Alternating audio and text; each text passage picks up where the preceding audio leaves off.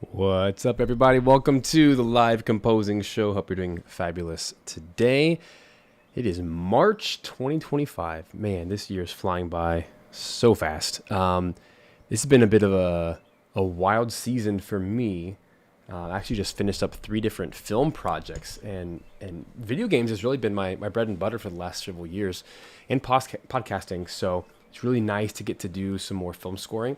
And so right there in the live chat, you can see that a documentary the documentary is not out yet, but the score is completed and the soundtrack is out. It's called Struck. You should go check it out if you like emotional, kind of calm soundtracks. It might be a really good soundtrack to listen to in the background while studying or researching, whatever. And oh my gosh, over here in Georgia, the birds are out. You can probably hear it through the microphone. They're chirping. Nothing. I can't turn them down. I can turn everything else down. I'm just like looking out my window, so distracted. But they're singing. They're happy because it's starting to get a little bit warmer, which is nice. So spring is coming. It's coming, guys. No more crazy cold days. Anywho.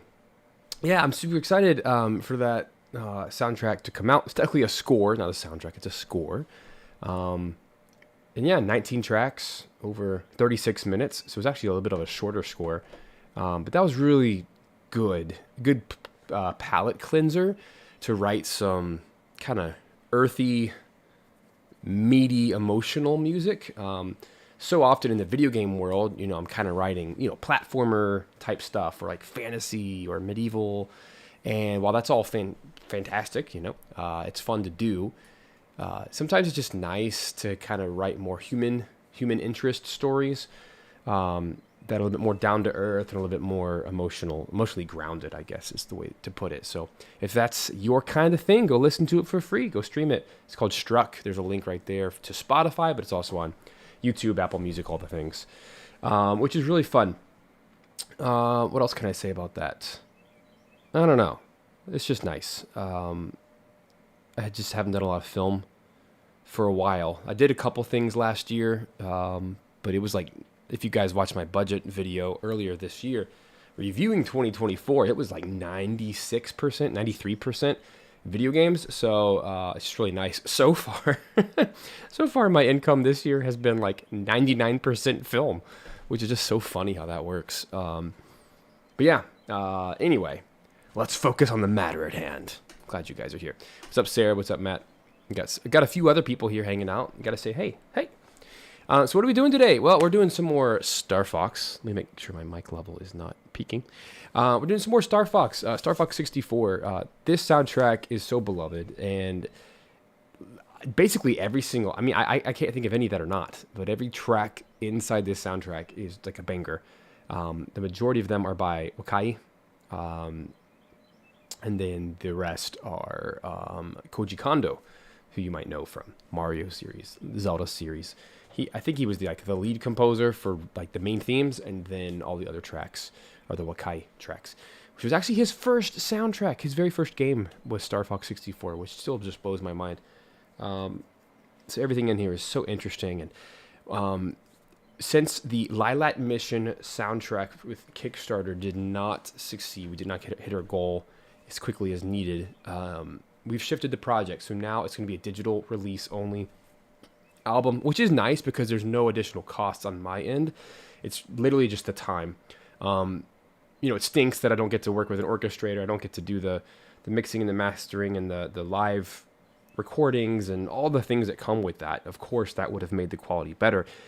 But now the focal point is to make sure that I can make each of these digital sample library renditions or arrangements, orchestrations, whatever you want to call it, to make each of these the best they can possibly be, which I was going to do anyway, so I might as well finish and release it.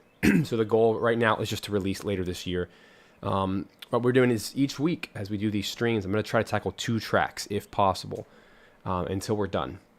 And that's the goal. I can do all the way up to 29 tracks, I believe, which I'm limited by the US released soundtrack. The Japanese original soundtrack has more tracks in it because there's some cutscenes and stuff in the game, but I can't do those because legally I have to have a US release soundtrack with cover rights. What do you call it? Mechanical rights, Mechanical licensing for the cover. Ugh, my brain's just, I'm fried. Words aren't coming out today. You know what I'm trying to say. It has to be a U.S. release so that I can cover it. And sadly, I've had to make the switch to DistroKid recently for music distribution because SoundDrop has just dropped off the face of the earth. Can't contact them. They don't respond anymore. They used to be the best at this stuff. So now I'm a DistroKid guy. I just released the Struck soundtrack, and it was so smooth. And like I don't see myself using anyone else ever again. So that's good. At least I've had a good impression so far. Anyway, so lots more soundtracks coming out through DistroKid. Anyway, I'm just in a very talky mood. I just want to talk with you guys. Forget the music. Let's just have a cup of coffee. Feels like a million years since I've talked to you guys, even though it was only a week ago. I feel like, do you guys feel this way?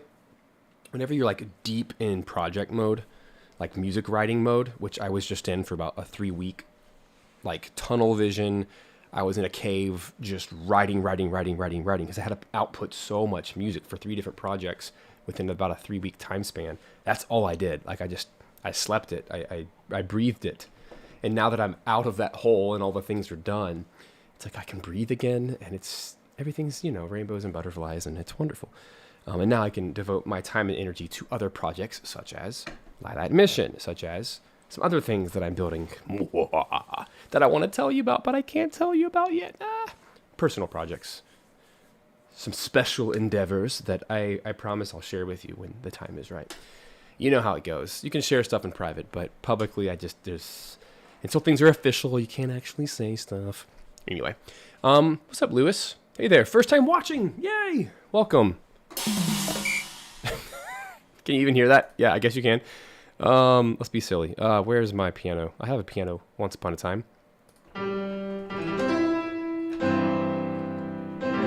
Wow, I'm like not good today.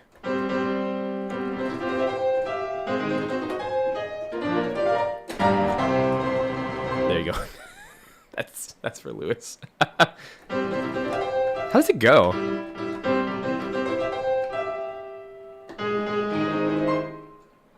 Wow.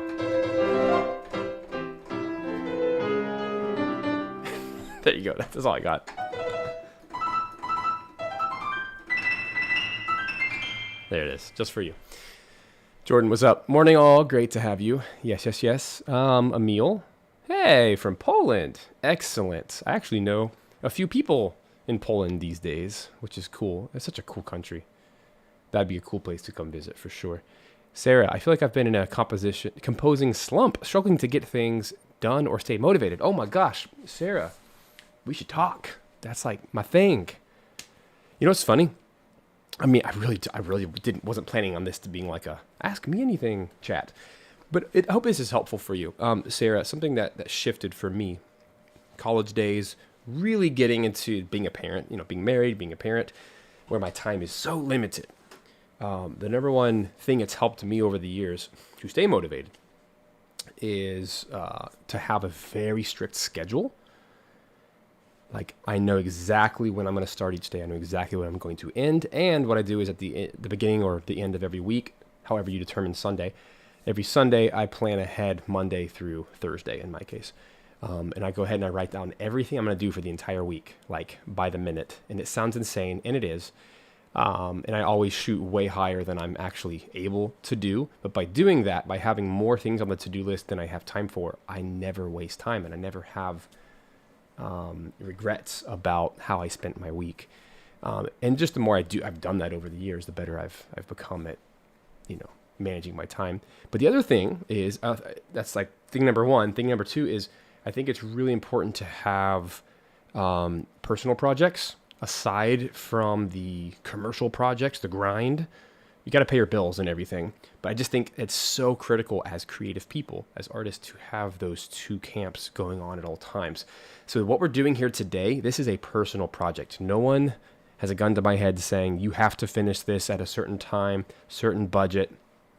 No, like, this is my personal passion project. And when I go into passion mode with projects, I go all the way. Like, literally right here, it's in its nice little wrapping.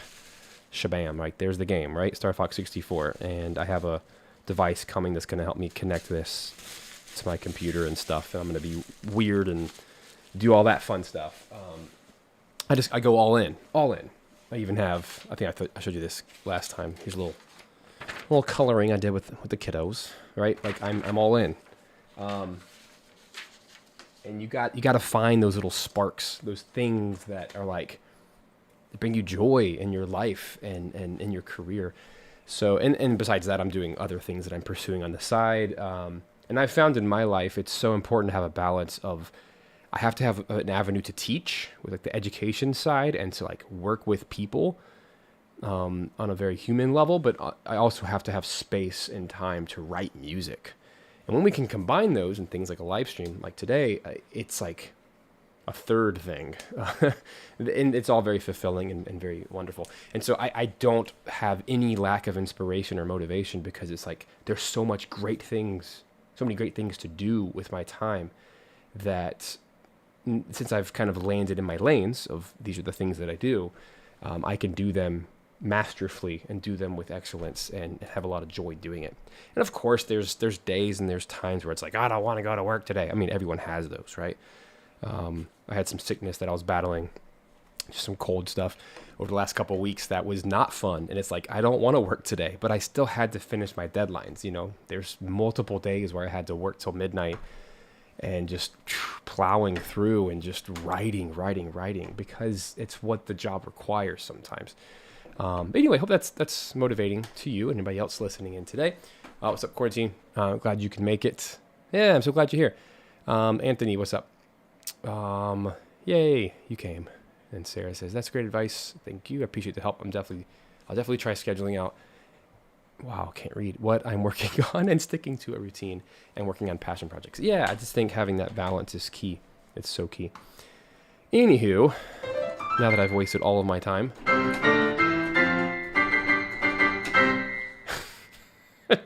For all the first timers are like, what the heck is this guy?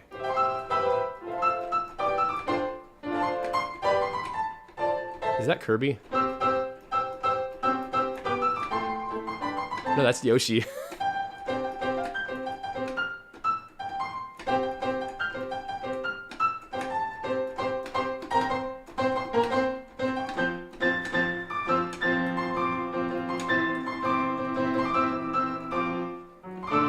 Dang it.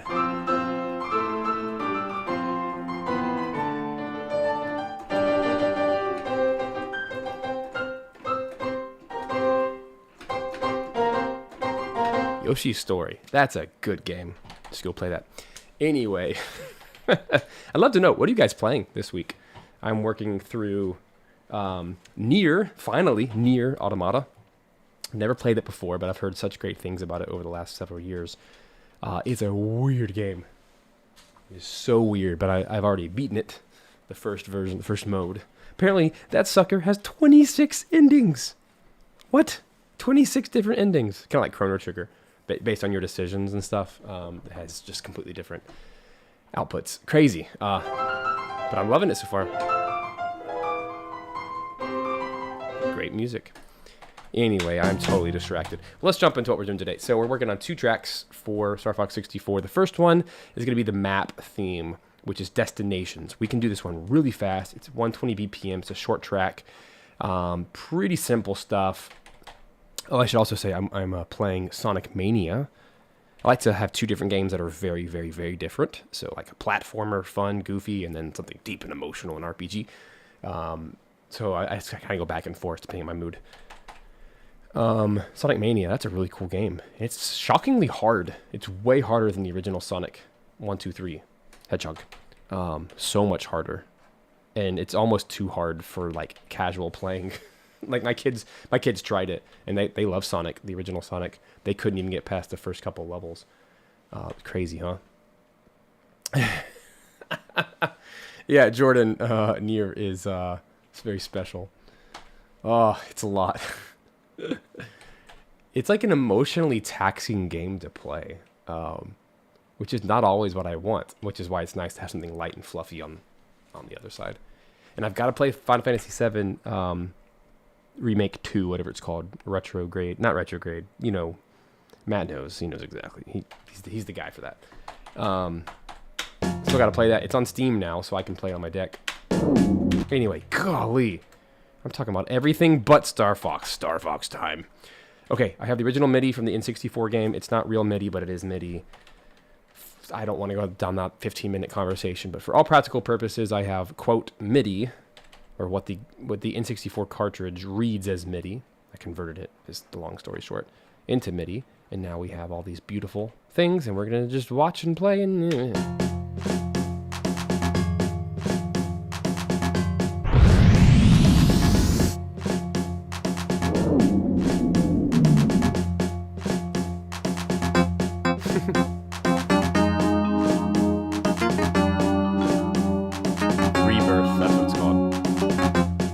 So here's the actual Star Fox soundtrack. I'm trying to get my ear familiar with what instruments are happening. There's a timpani.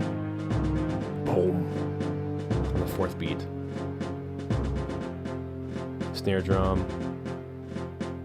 Horns on the sides. So what I hear is trombones. I hear trombones over here, doubled with low strings. That's like the ostinato. And on the left side, we have descending strings, which I'm guessing is viola. Oh, this is one of those tracks where it's unrealistic, so I'm gonna have to get really creative because they. I'm guessing this is Wakai that made this one. He created a left pan and a right pan, but they're all low strings. So it's actually, it would be considered an overdub in a real recording. And then those are horns. Violin double on the offbeat.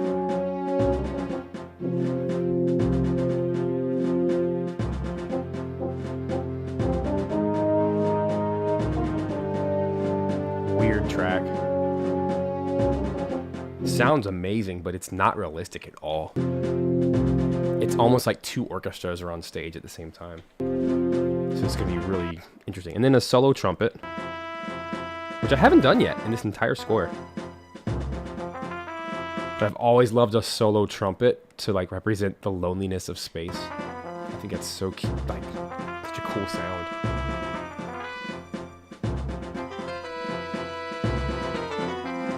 What is that instrument? I don't know if I know what that is. The harmony.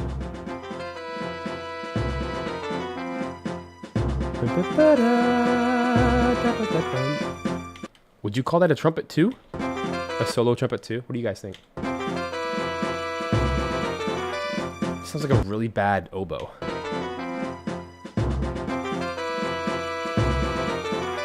Wouldn't cut through in a mix at all, like in a live. Huh. That's gonna be interesting. My original thought is just do. I mean, I could really venture out and do like a solo violin instead, but it's definitely a solo. I don't think a solo would work. Sounds like another brass instrument, but I'm not gonna like pull out a flugelhorn or something that's totally out of the soundtrack. Interesting. This is such an anomaly. I'm gonna look it up real quick because there is a chance that this was written by Koji Kondo. There's a chance. I'm gonna look it up. Some of these tracks were written by Koji.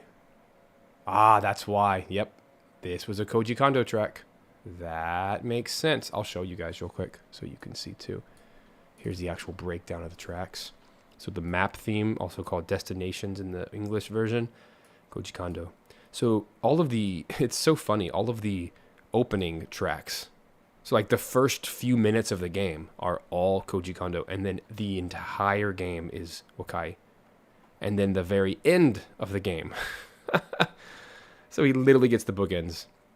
And you hear him in every single track, every level, because the mission accomplished, or mission failed, or if you die, or you have a game over, and then you beat the game.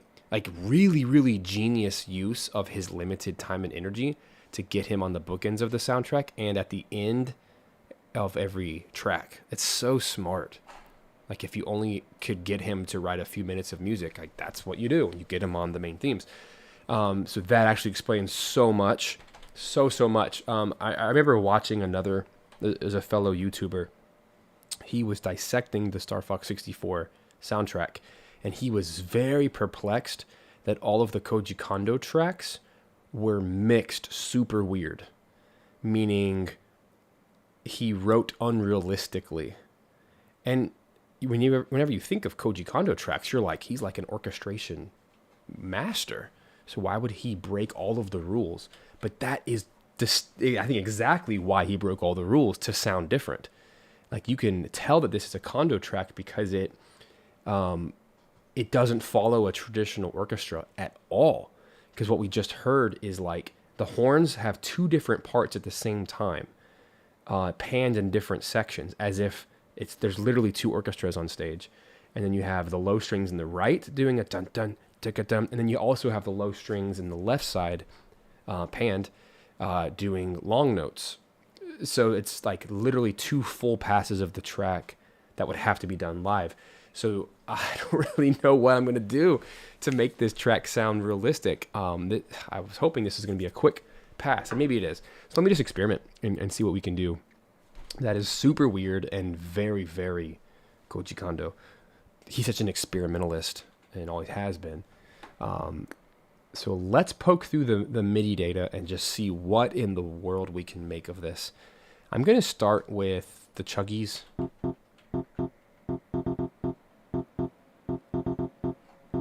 So that is undoubtedly this whole... Let me actually get smart for a second. Now that I've done this many times, I've learned the hard way how to not waste time. The first thing I got to do, it's a pain in the butt to do, but I just have to do it. I have to go to the pan. See all that original MIDI data? It's so nice. But I've got to go and fix my panning in each of these. So see, like that one is super duper left. This one all the way right, just about.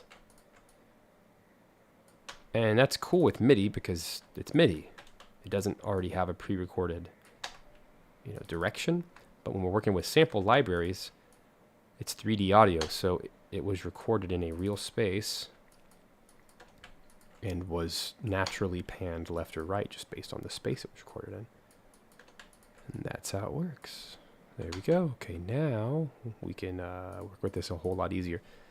So we're going to take this whole little electric piano ditty, move it. Oh, and before I do that, one more cleanup thing that I've learned that helps a lot is if I select everything within my range. Let me turn my quantized grid on like this. And all I'm going to do is get rid of all of the MIDI information, like the regions, all these blank regions. That's just a result of working on multiple tracks in a session. That's all that is. But it just cleans up a giant blank space. That way there's no MIDI errors, nothing like that. Okay, so now electric piano. In fact, I can just go ahead and kill all of these. This was low strings, which is going to be panned to the right. For simplicity, this is also why in this session I have all these like ensemble patches, because stuff like this keeps happening where I keep finding MIDI data that is just super weird and not traditional orchestral. So let's listen to that.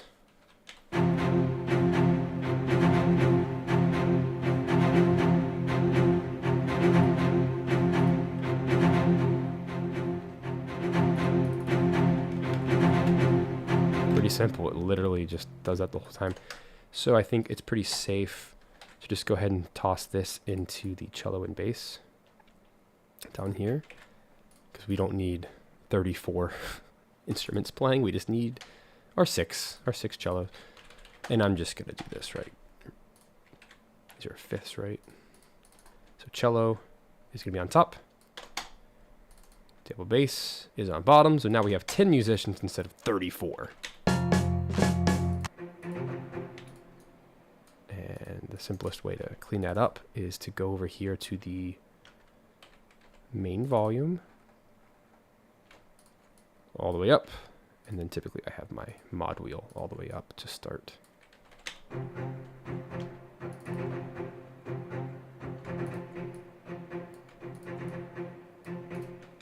Let's just crank up the velocity. That seems really high, like pitch-wise.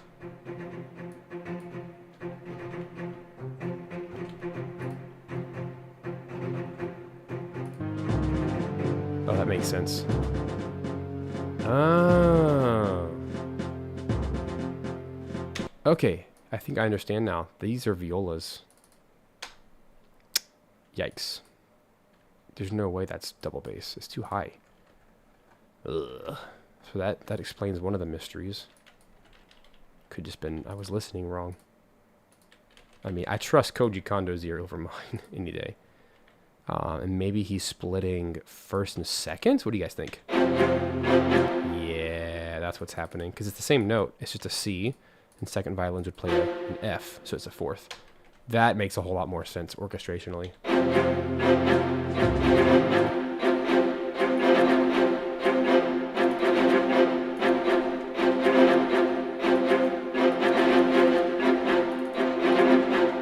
Very Mahler or Gustav Holst.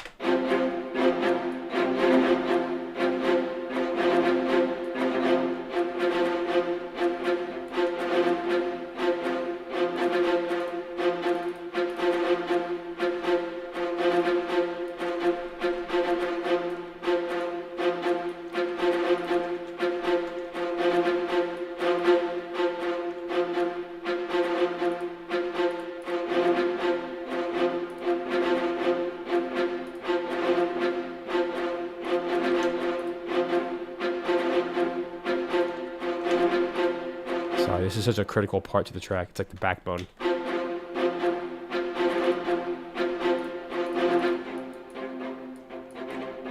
Gotta get this right.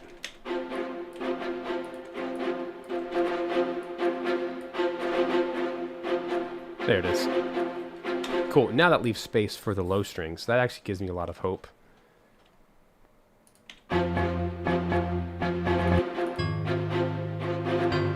This is totally... The low strings, this is going to be interesting. Let's start it off up here. What's up, Jamie? Glad you're here.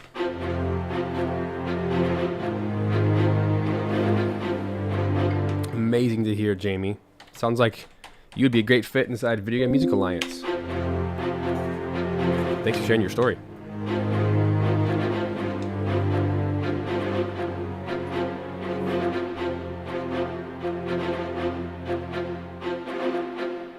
Let's see what's going on here. Oh, it's just fifths, right? That's so cool. That's such a classic Kondo thing to do. Very Ganondorf theme.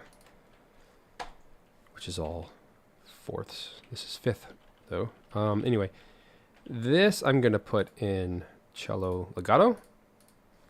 Copy, paste, put it into double bass, legato. Same thing as before. This is such an easy fix. Literally just slice up a layer. That's it. But then there's all this stuff here. What is all this at the end, I'm wondering.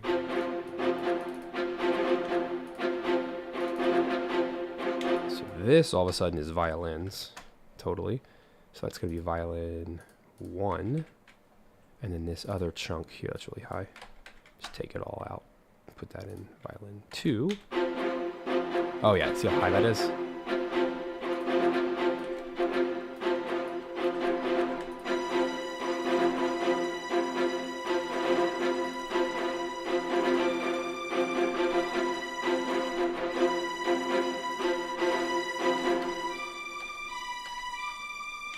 The same note.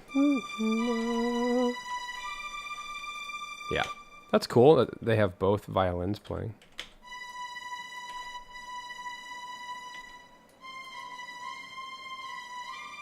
So just B and D. B, D, B. I might just take this and drop it the octave.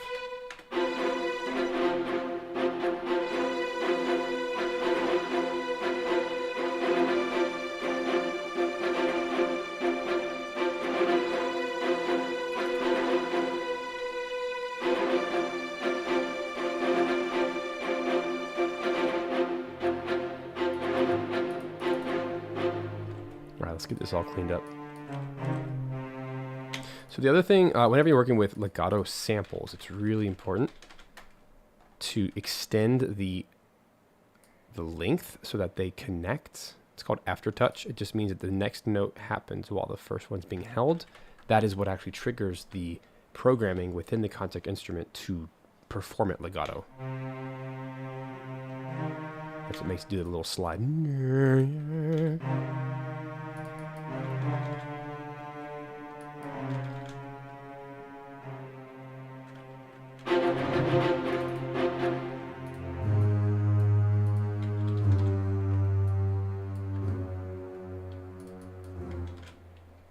Cool.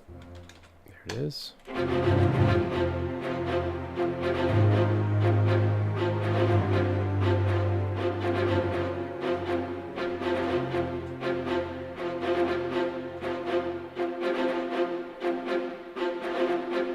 Cool. Sounds pretty good so far.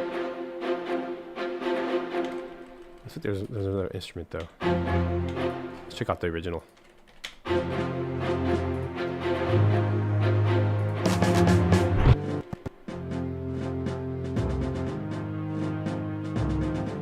Yeah. So those are horns or trombones, this entire thing. Okay, so let's take this and slide it up. Let's start with horns. Seems like the logical choice.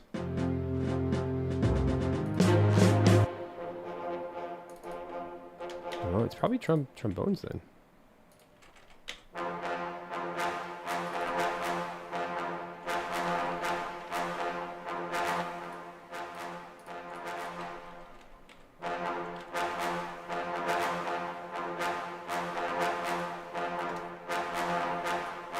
Let's keep these very low in velocity.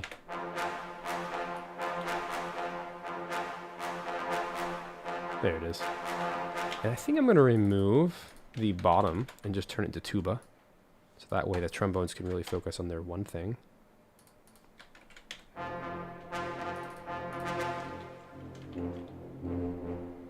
Like that.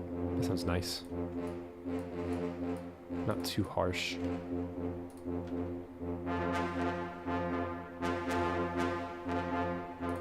Yeah. Keeping it short and sweet.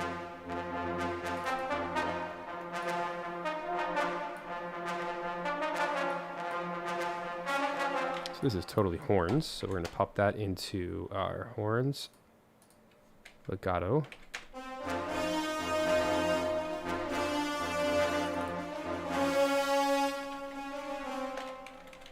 Alright, so all of these,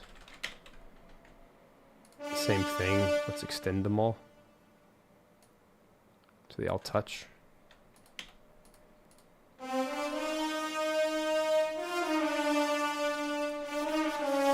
how much better that sounds already? You just gotta know how to work your instruments. What's up, hashtag? Welcome, welcome.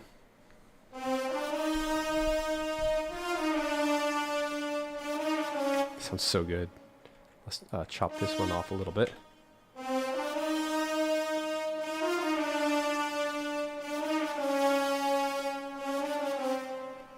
They're supposed to have a bum. Let me listen to the original. Pretty sure it's supposed to have a little.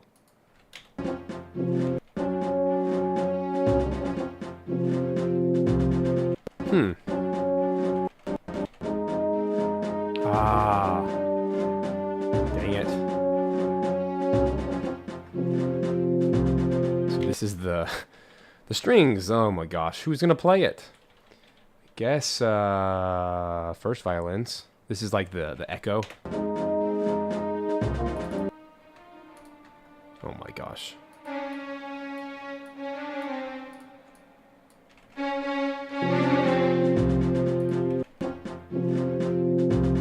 It's like a viola line. What the heck? Okay. This is that weird doubling.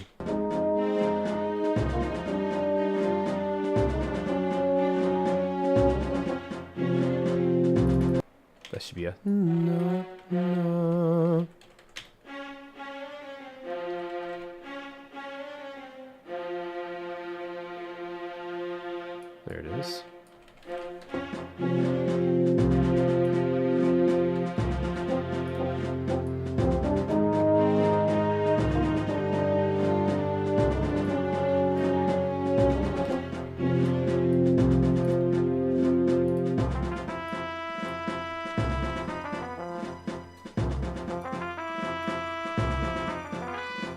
Yeah,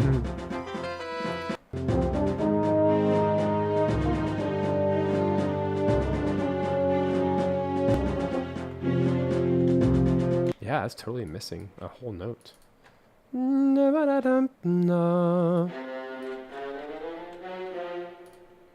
This is only possible on the viola.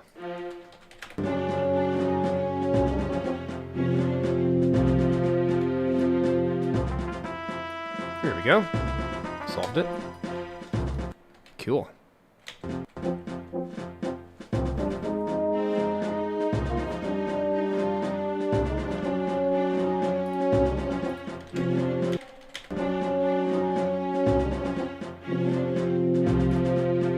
It's super behind, so there we go. Alright, that's taken care of, and it's nice and light. I like that a lot. Viola acts as that good mid-range. It's not overly bright like a violin section. It's also smaller in nature. It's six violas instead of the 8 violin 2s or the 10 violin 1s. Cool, that sounds nice. Now I gotta find the actual horn line. Oh, it's this thing. Okay, that makes a whole lot more sense. So let's take that. Excuse me. Not 100% over the cold, but I'm getting there. This is going to be the horn section, so let's see how that feels right here.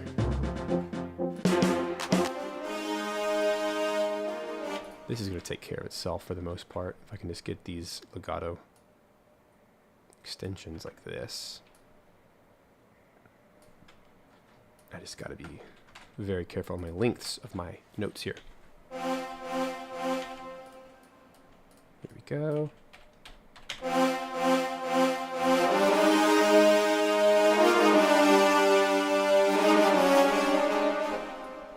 So these 3 should be shorter.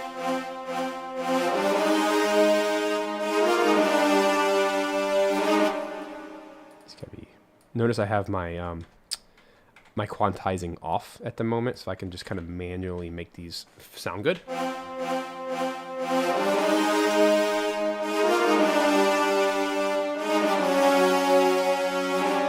Oh, this must be a. That's a triplet, right? Like that.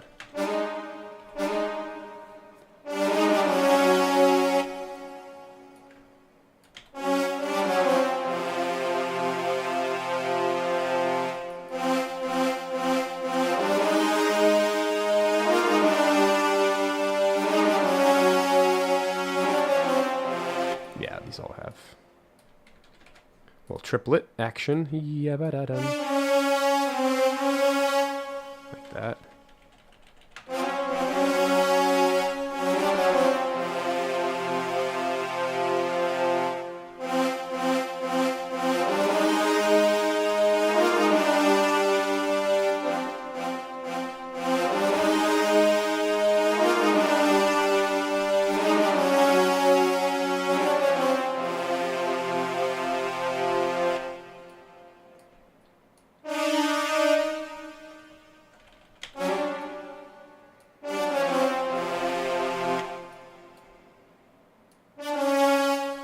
There we are.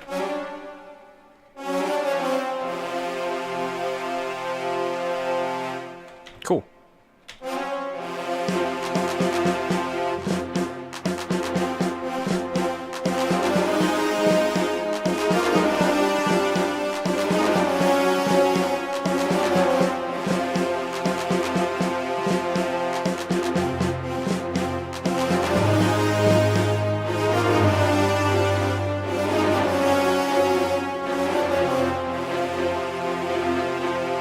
I'll turn this down a little bit. It's a little bit too bright for the occasion.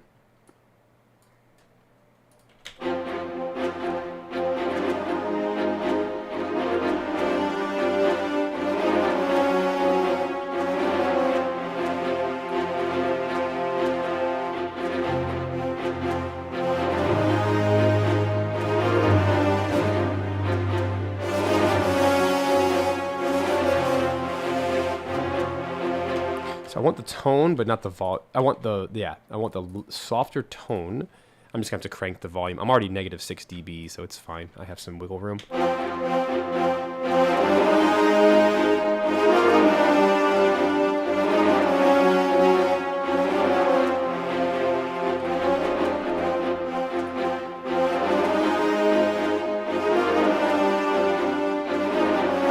That sounds good. It's not over the top.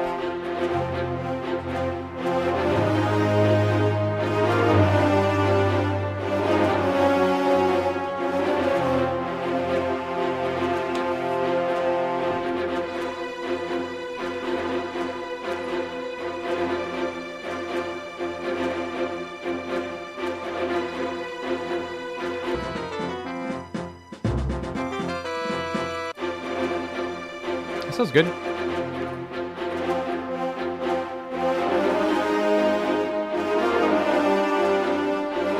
Alright, let's give that snare drum a home. Let's get him already. And all of these hits are the bass drum. This is an easy solve. I gotta hurry up or else I'm gonna run out of time on this track. Ooh, I'm spending way too much time on it. Let's jump to my low toms, which is what I'm using for a bass drum. I think it has a nice thud to it. All right, I'm just gonna like whip past this really fast. Let's do this first. It's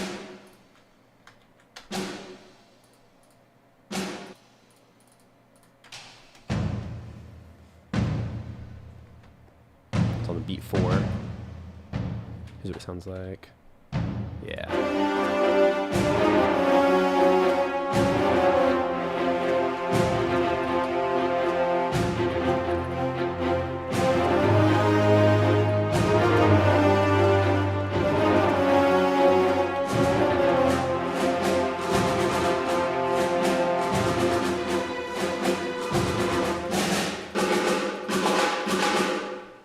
C's and D's are all of my notes. For my snare drum.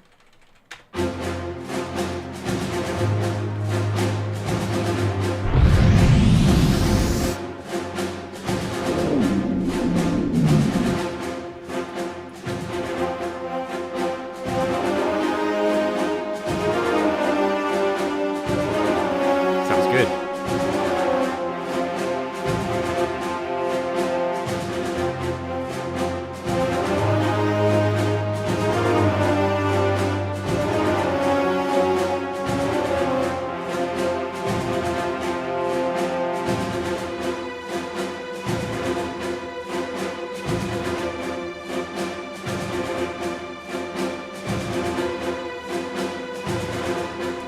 We're getting there.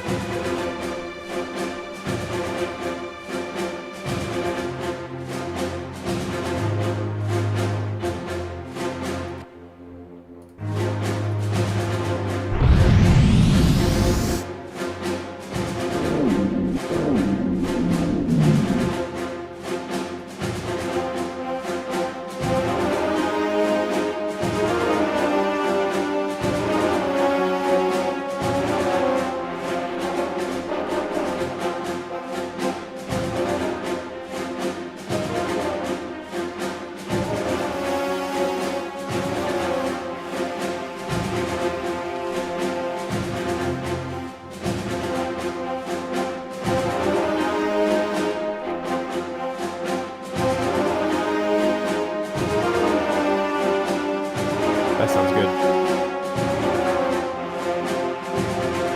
Snare drum's too loud though. So let's get this volume down. Right there.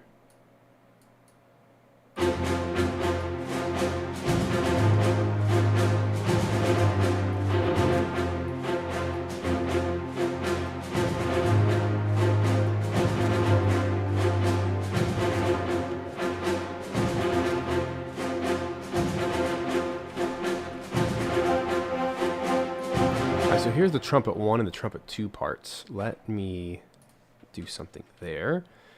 Haven't done trumpet in this soundtrack yet, so this will be interesting. Let's find solo trumpet.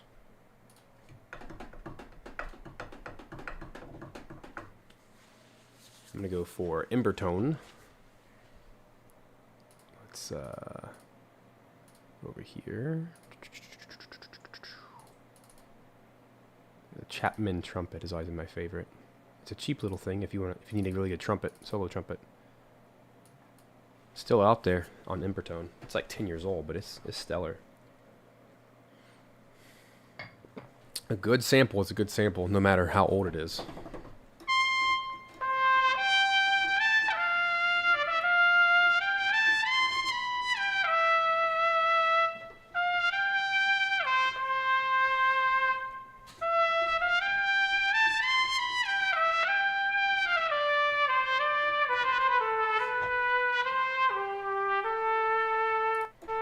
Let's turn round robins on.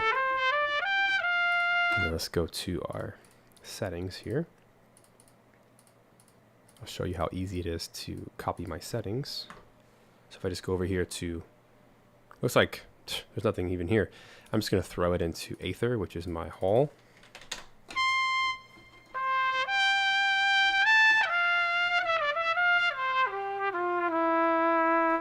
All right. Sounds good. Now let's grab those solo trumpet lines, which are way down here. Give me a second. There's a trumpet 1, which is here.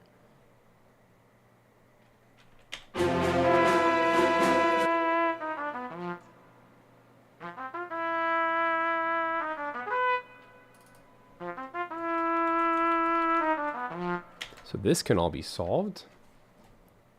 Same as before. Couple things. Volume up, mod up for vibrato. We just need all of these to be longer in their lengths so that they connect legato like that. It sounds amazing. Nice.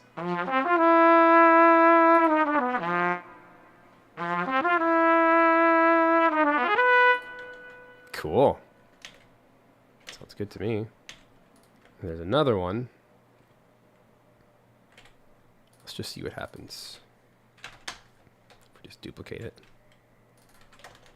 Trumpet 2. Give it the same treatment.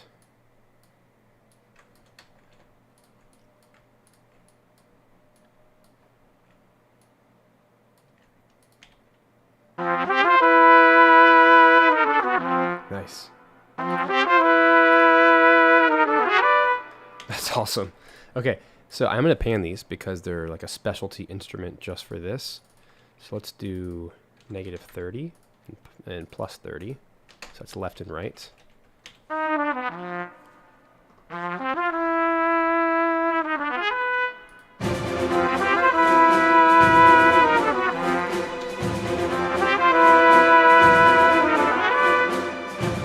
Cool.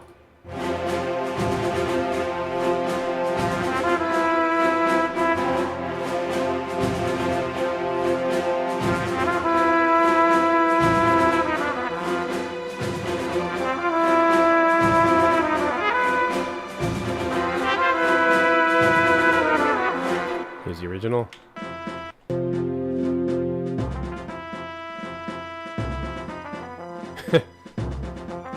Cool to hear it more live.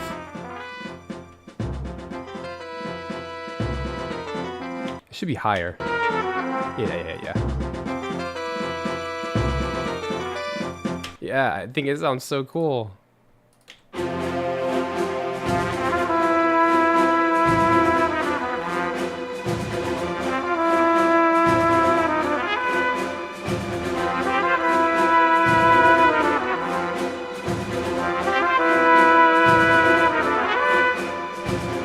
Cool.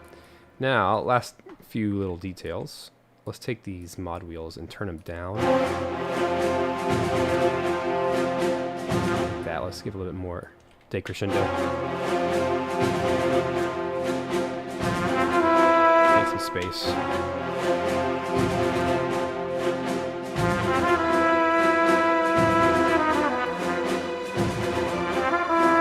I'm going to do hairpins, which are these.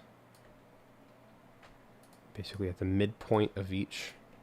I'm going to do a crescendo and a decrescendo. And then we'll copy these over to the first violin, second violin. Just little hairpins like that. Just gives a little bit more musical nuance.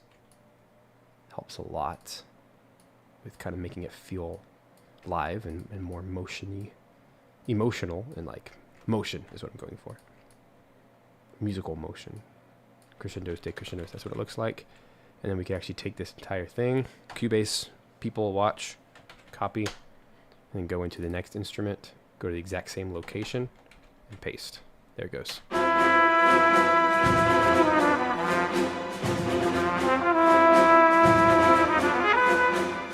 It sounds a little bit weak, so we're going to take all of it and increase it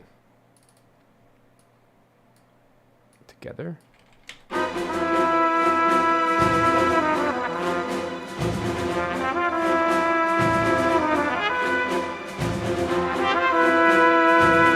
Those trumpets are too loud. Let's turn them down like negative. Let's make them -4, -6.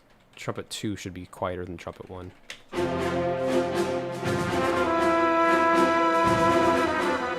Let's change the panning to 20. I'm sorry, -20 and +20. It's a little bit closer.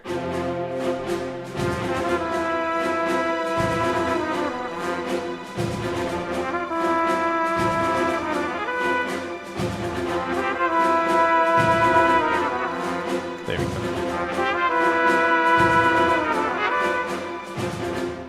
Cool. This viola is still so loud. He's just so excited to play his C note. We're going to turn him down a lot. It's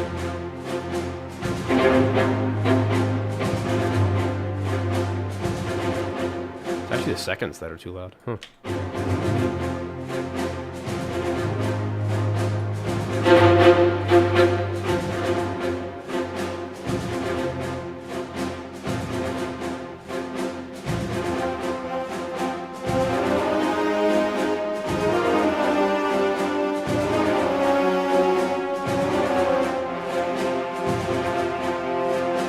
Ooh, yuck.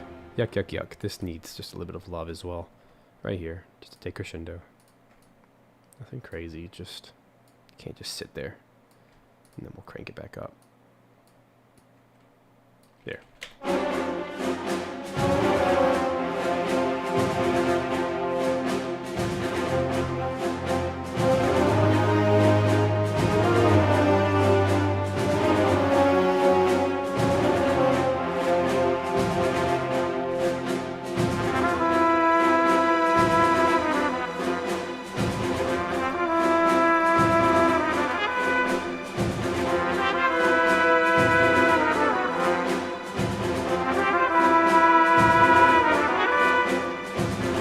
Cool, that's a good loop.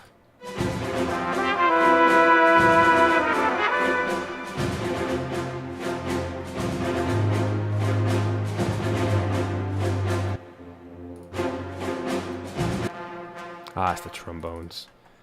It's the modulation, that's what's happening. That's why it's too rough. Why is it so... I guess it's the velocity. There it is. That's the sound I want. Now let's just turn them up.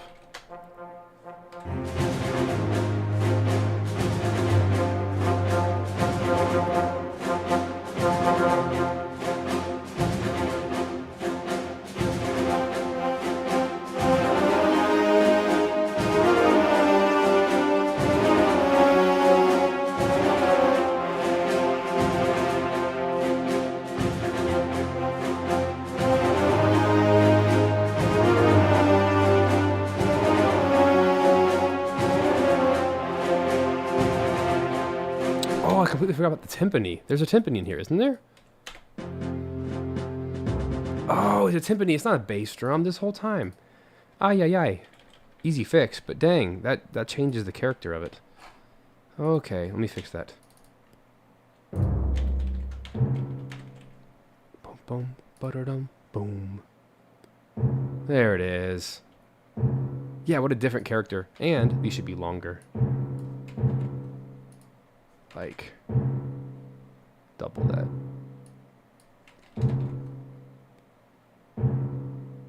Let it resonate a little bit longer. There it goes. There it goes. Yeah, what a difference that makes. Just gives like some earthiness.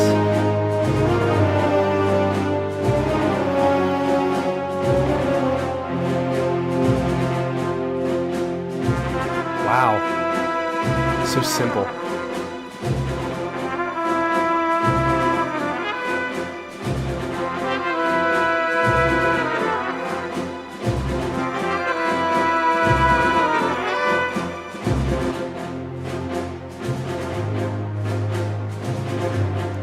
Turn up the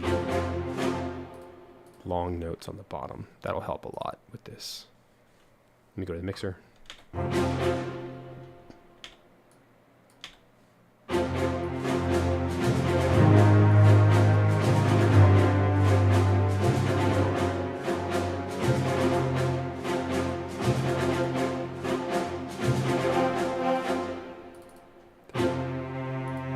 That's why the main volume is, that explains a lot. Forgot to get rid of the original volume in here. You can't see that, sorry. That's what's causing all the ruckus. Yeah, now it's super loud. Sounds so much better.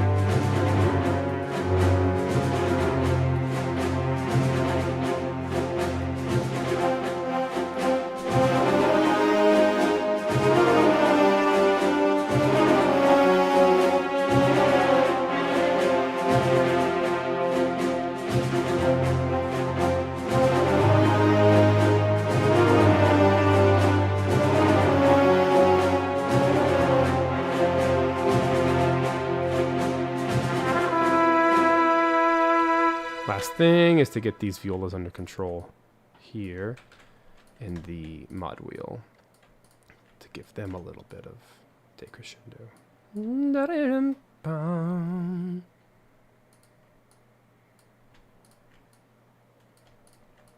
Then we'll be done with this track and we can move on with our lives. Can't believe I spent so long on this track. Oh well.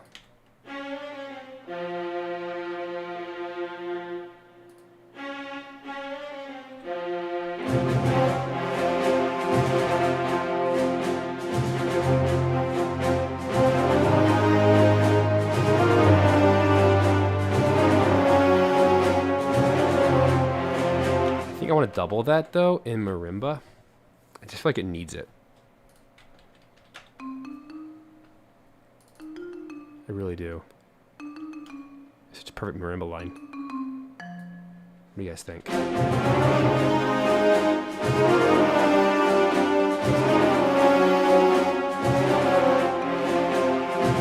Maybe even vibraphone?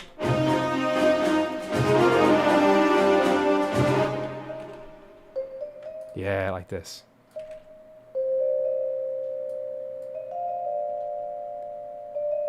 Yeah.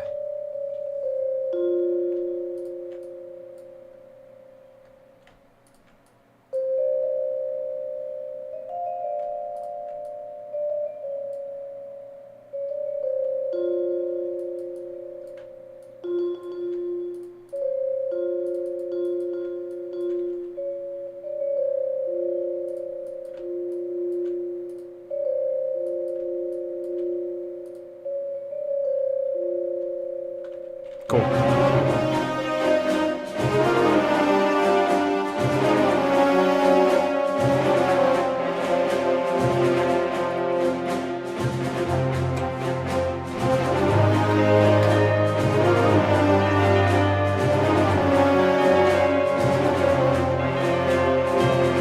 That's cool. I could do that in the tubular bells too.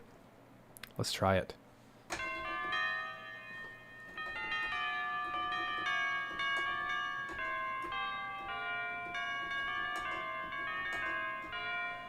Get my notes real quick.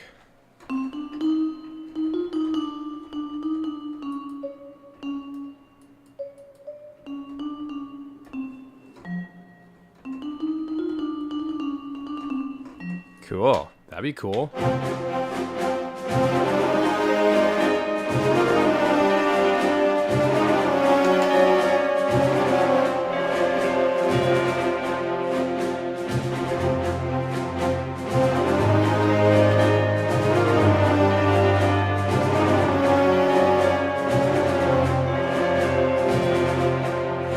pretty cool. It might only be good for the second one though, because the first one.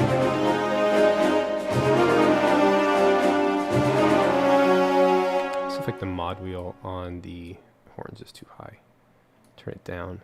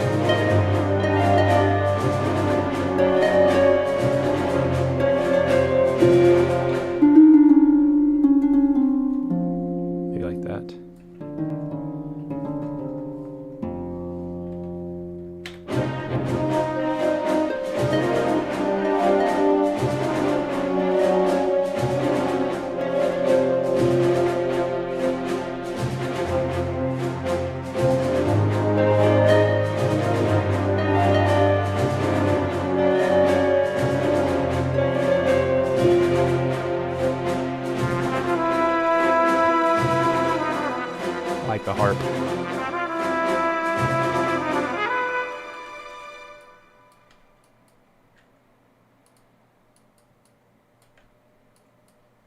think it adds a lot of character.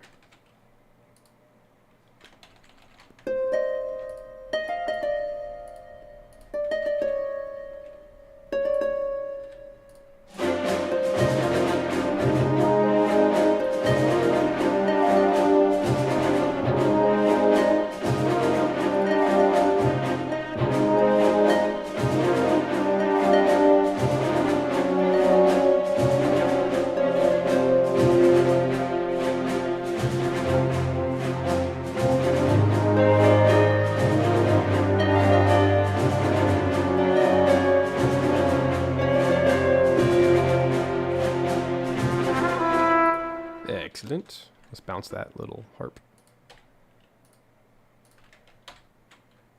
So I can have control over it.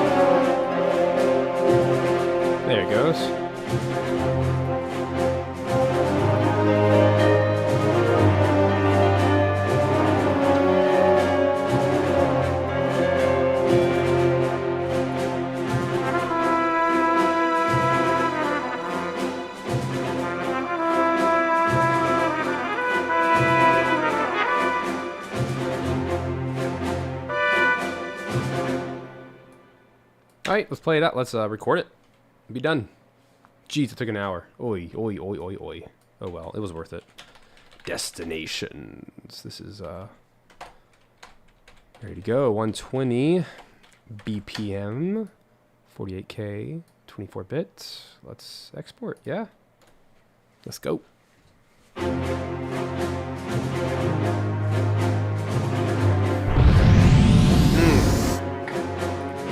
left the audio in there.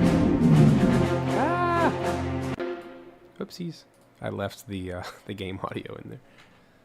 My bad.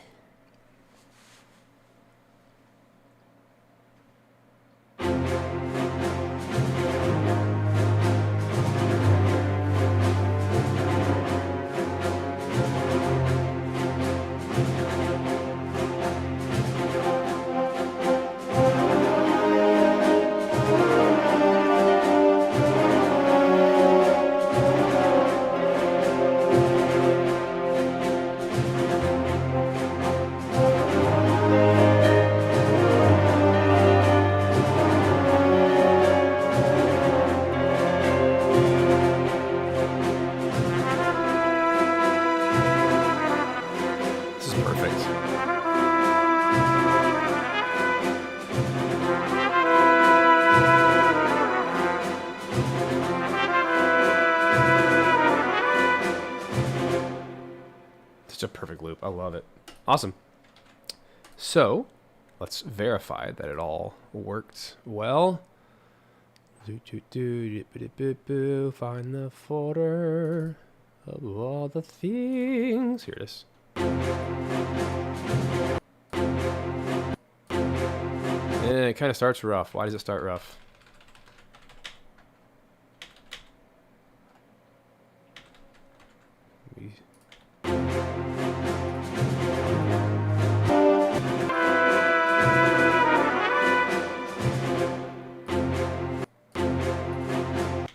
Do the real test.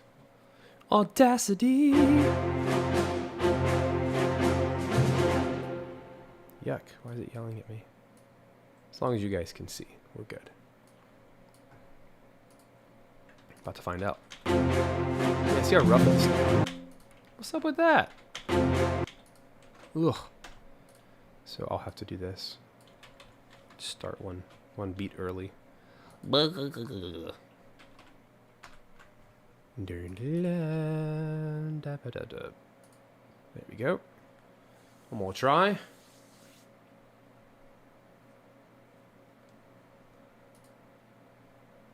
don't know why you can't hear it. But oh well, we're just going to wait for it to finish. I've always loved that track. It's such a Kondo track. It really is.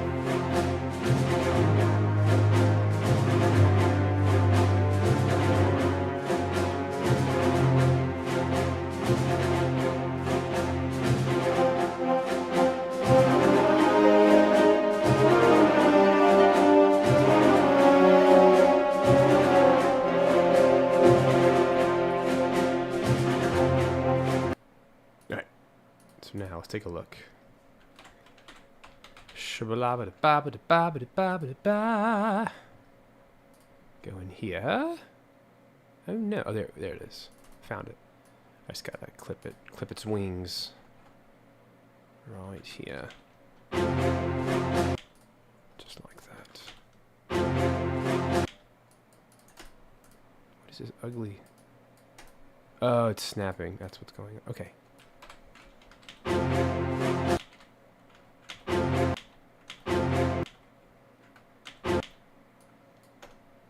Let's do an itty bitty fade in here. Fade in. There it is. Let's go to the end. Whee! Down here.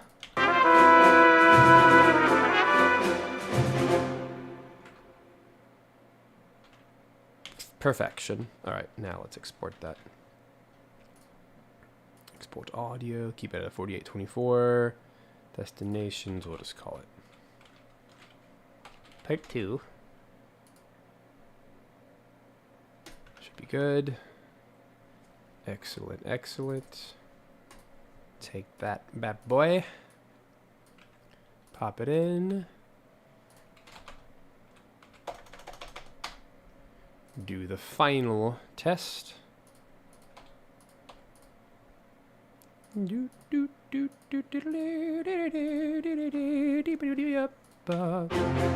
it is. See how much cleaner that is? There's no false start. Cool. All right, we're done. Hooray. Weird, why did it show you the wrong blank screen? I don't understand anything anymore. Oh well, everything's done there, so hooray. Let's take a quick coffee break. We'll be back with the reason you probably came today, Sector Z. So don't go anywhere, be right back. Coffee!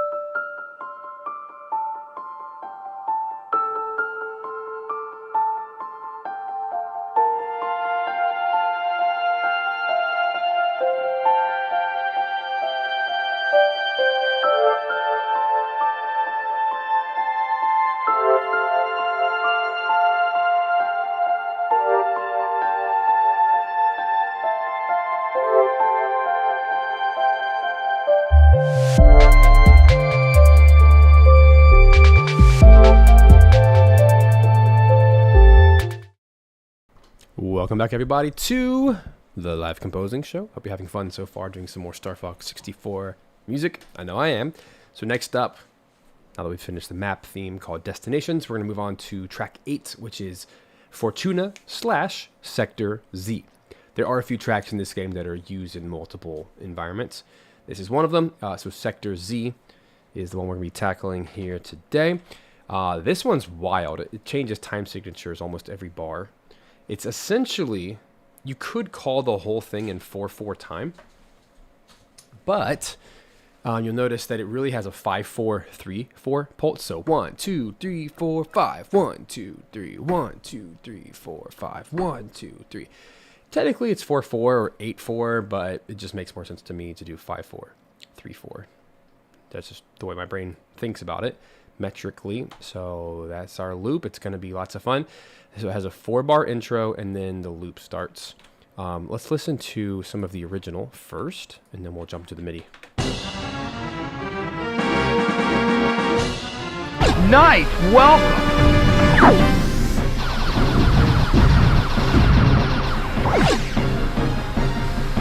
1, 2, 3, 4, 5. 1, 2, 3. 1, 2, 3, 4, 5. 1, 2, 3, 1.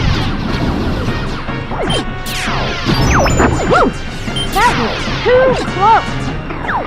Time for a little payback. Shoot! All right, and here is the piano-esque MIDI.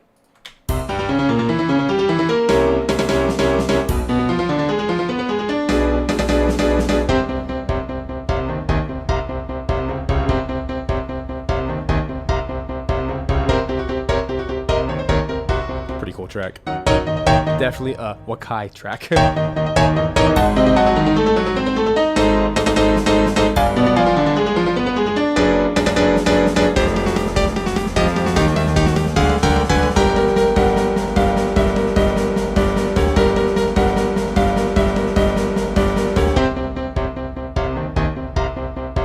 It's going to be a ton of fun today. Really excited about this one. Let me listen one more time for the instrumentation, though. So that's all timpani.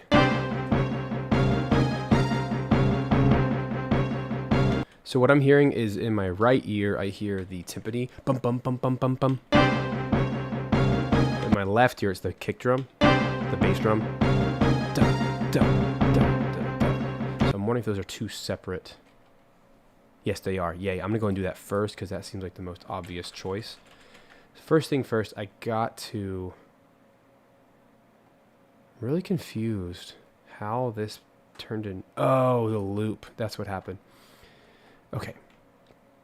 Let me check on something real quick. The MIDI data itself looks like it was like already looped. Let me just make sure it has all the right...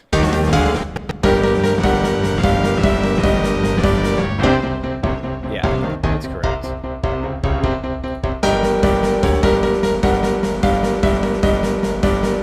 Oh, yeah. Okay. Hold on a second. I gotta chop this up better. Should be there. There it goes. Okay, now it's all aligned. Cool. So the first thing I want to do is, like I did last time, save myself a huge headache by fixing the panning and stuff. So just go to the pan. It's just such a pain if it's wrong. You start duplicating it out, and then everything's wrong. So it's worth taking a second to get right. Because they're all different.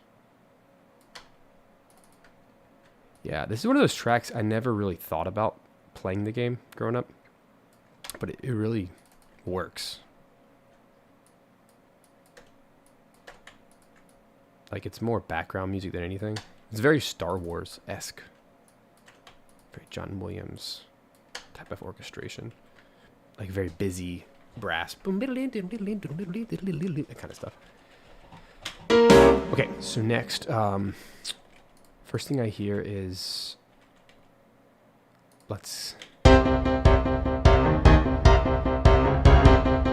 Gotta be this one. This has gotta be timpani.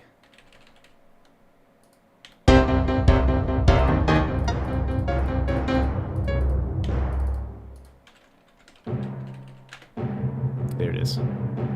Sounds awesome. And that is Cineperk for you. Really good timpani. Yeah, it's gonna do great. Just drives that pulse. And the other instrument here is in the percussion. We have a couple things going on. But let's start with the low toms, which is all of this stuff here. Let me listen to it.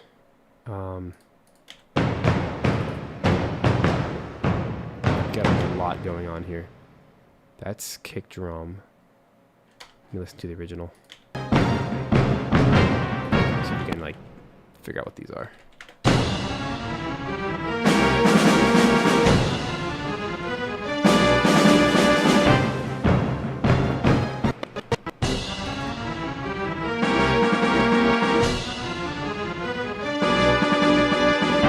Okay, so what is this thing?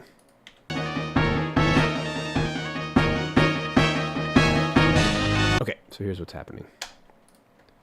This track is three things. It's low toms, it's crash cymbals, and it's snare. Let's get the crash cymbals out of the way. So it should be C3.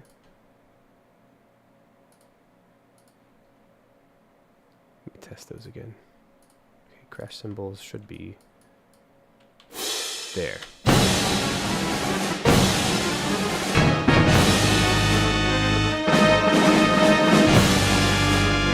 Alright, we'll get this. So that's crash cymbals, and then snare drum is all of this information.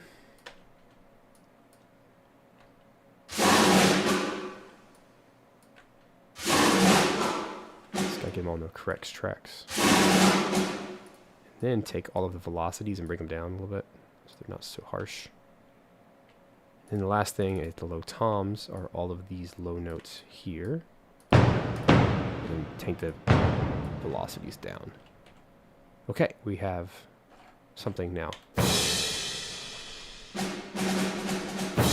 There we go. Welcome back, Sarah. There it is. That feels good. That low tom drives the time signature changes.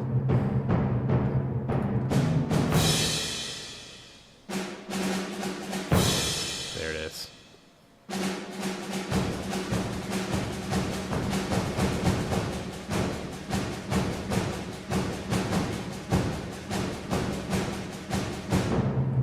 Sweet. Beginning.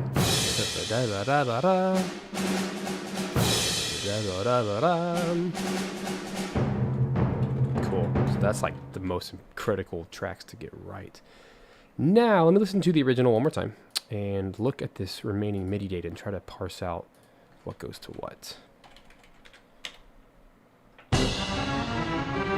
Alright, so those are strings, 100%. Those are all going to be short strings, actually. So let's go over here. Start with short strings and then go from there. So short strings are here.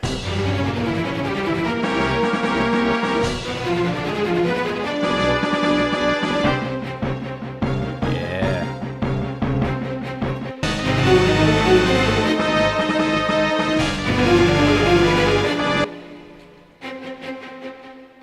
So we gotta get a little fancy here.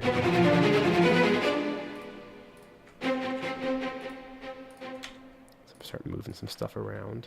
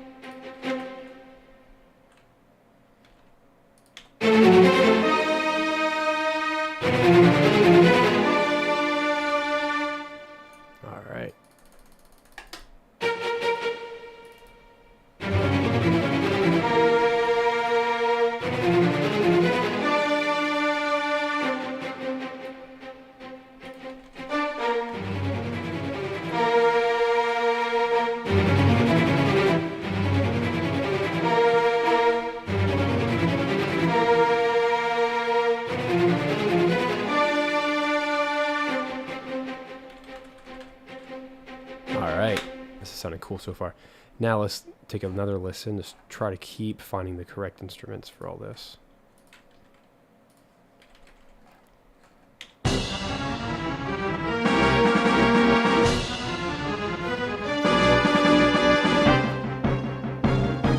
Oh, so this is high strings. Okay. There's a lot of strings. So that's low strings. This will be high strings.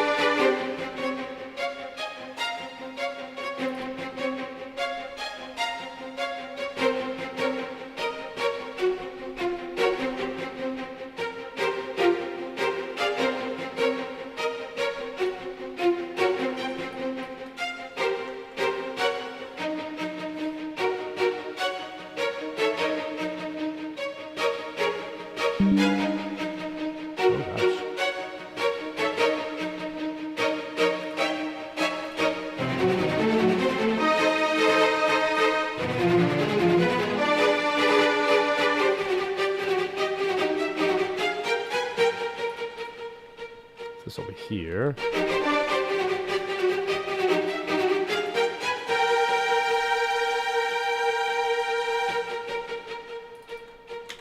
All right. So make sure that this has some movement.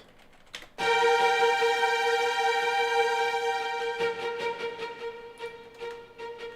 cool. Making some business here. All right, let's jump again.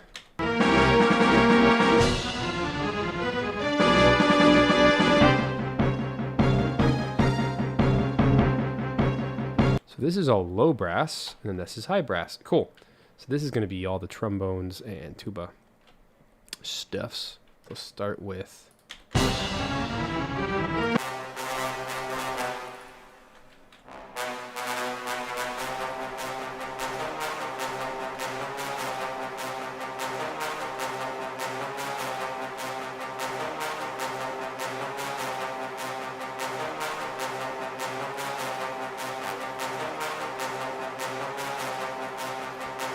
This would actually be a really good track to do bass trombone in. So first of all, I'm going to extract all the lower information and put it in bass trombone. And then same thing with tuba. So let's listen to those two.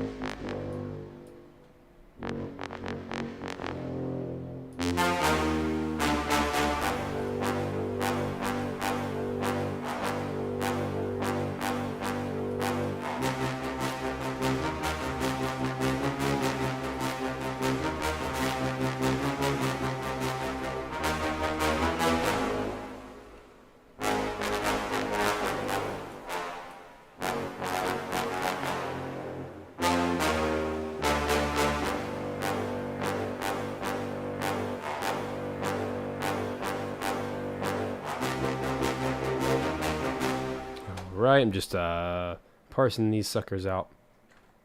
So that was from here. So we go here.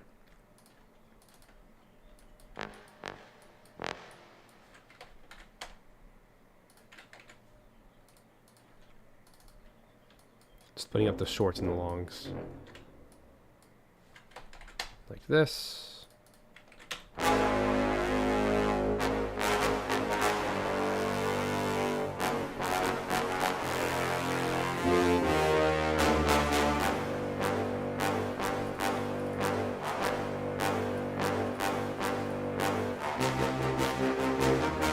Sounds cool.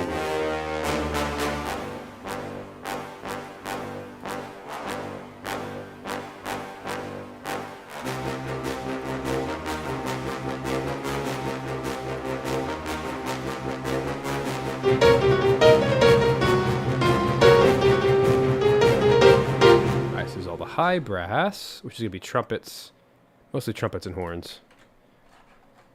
And then we're going to start just cleaning this sucker up and making it sound good.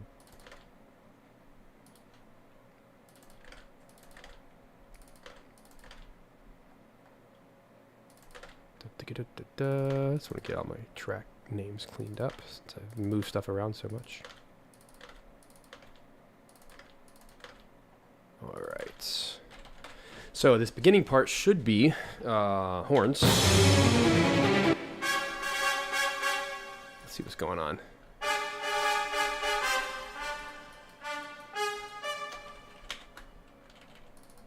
It's pretty good.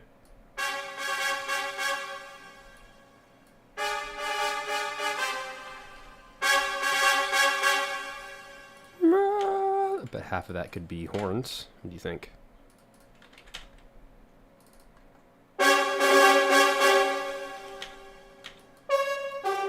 Guess we could double it.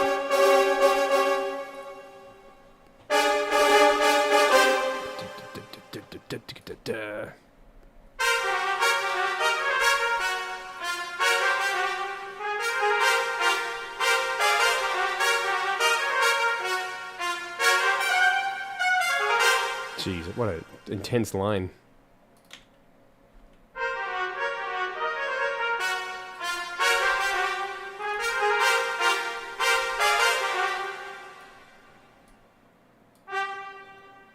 I'm trying to see which of these would work best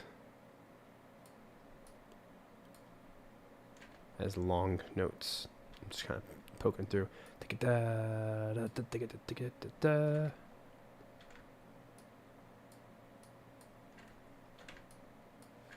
So let's take all of that, pop it into trumpet long. See what we can do with all that.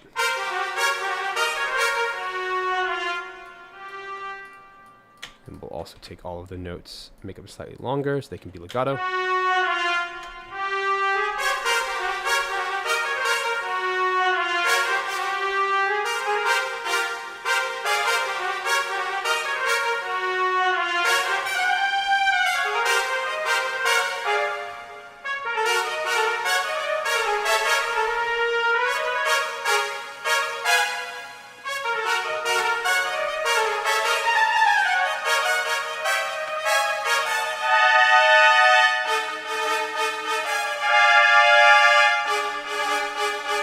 Jeez, what a line. That would be very hard to perform live. Oh my gosh. But so fun.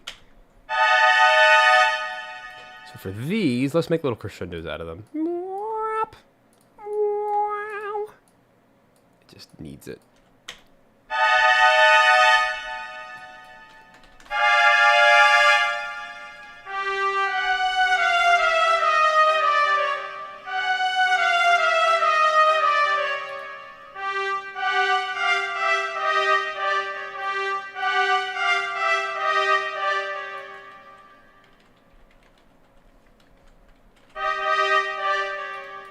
This is hardly a legato line. In fact, I'm just going to go ahead and make it short.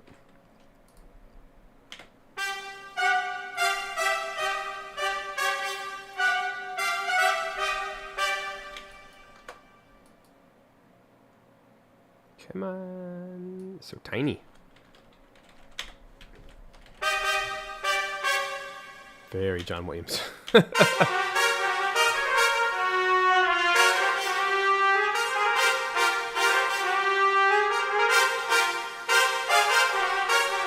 Question is, where can the horns get in the action? Maybe like here?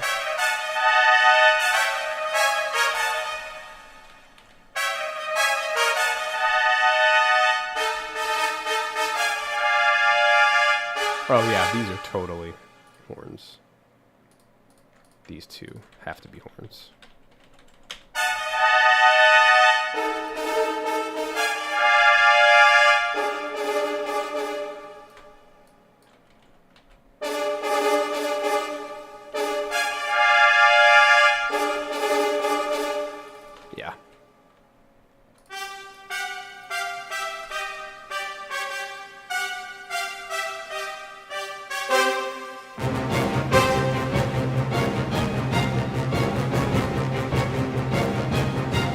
believe I have to turn my strings up. Never happens.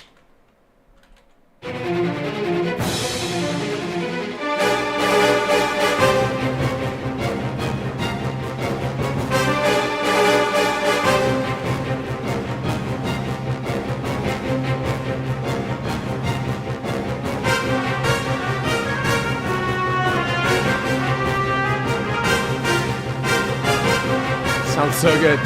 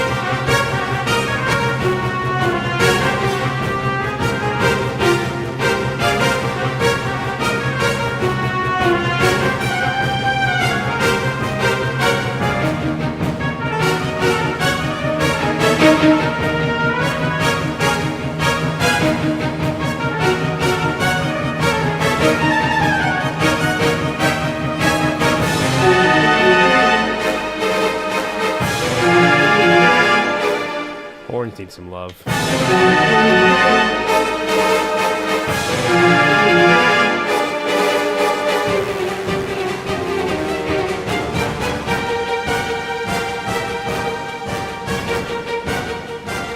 So this is really where choir and some like mallets are going to come into play. They're very helpful. Let's get the mallets in first.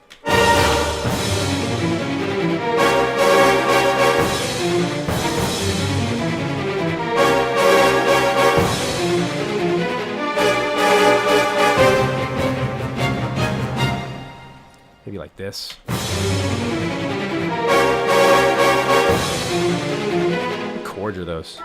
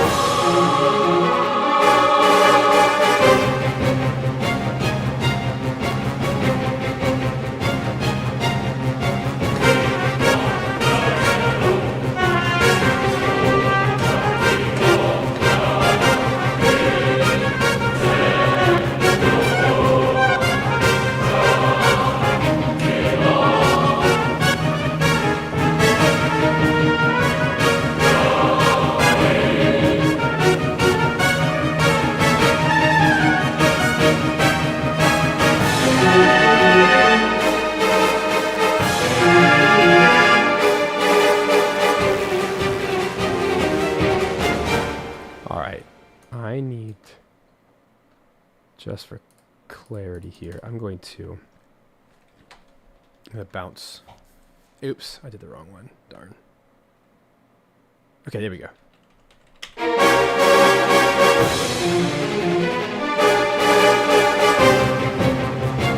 I want that trumpet bounced.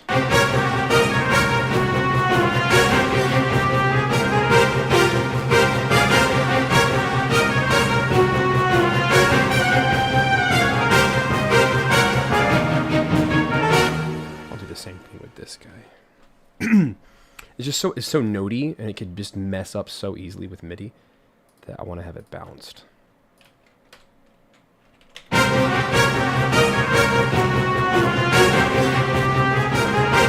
There it is.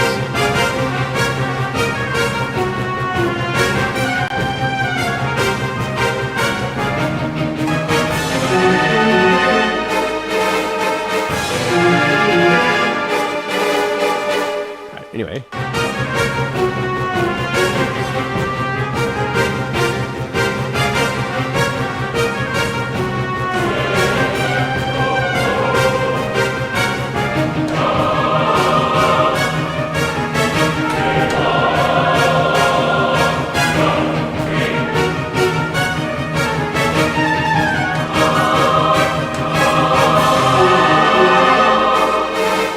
These chords.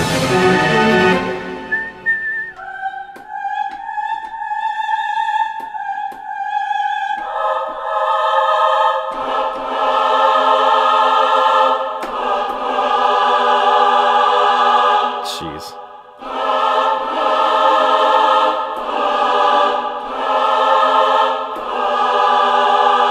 Some diminished chords.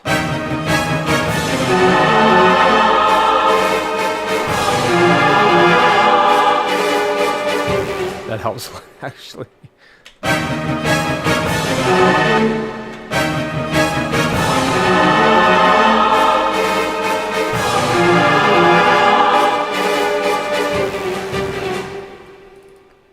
Oof. It's so intense. Bum, bum, dun, dun. Keep this one short. Hello, Sirlon.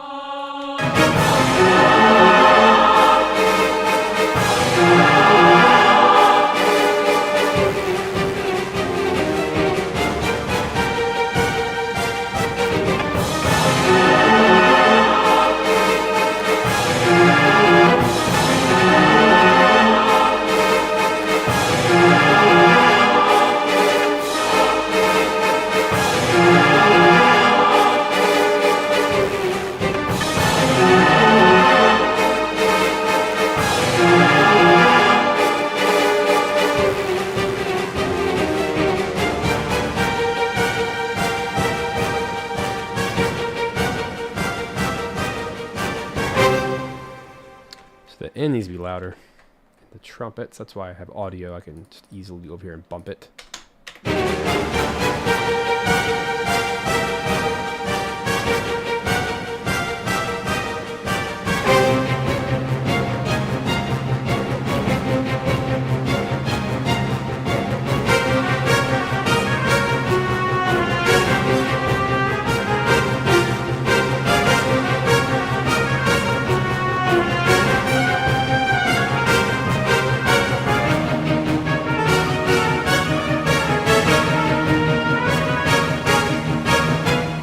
I want to see what this sounds like in the xylophone.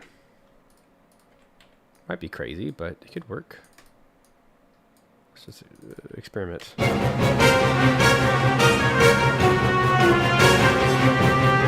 kind of cool.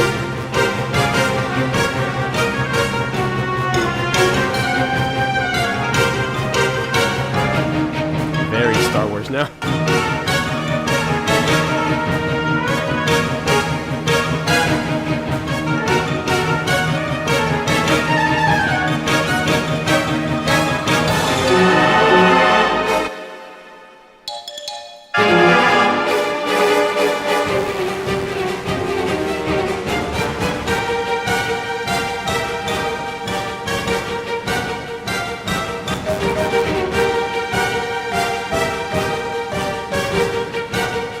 Instead of that, we could do.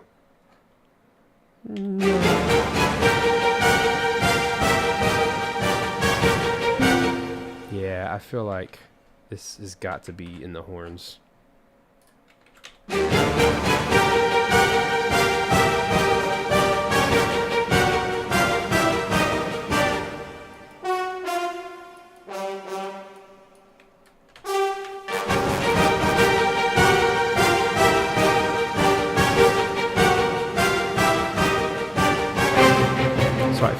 inverted the notes. Here.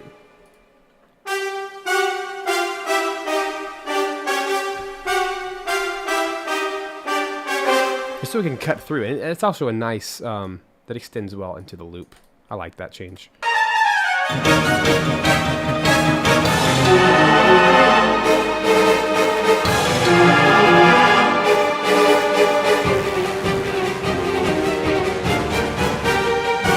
This would also work really well in the choir. And the xylophone, honestly.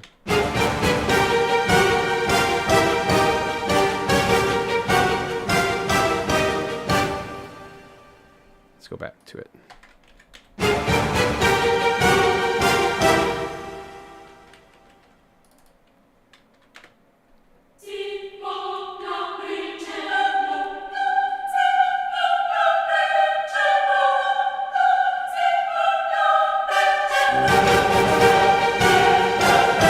There it is.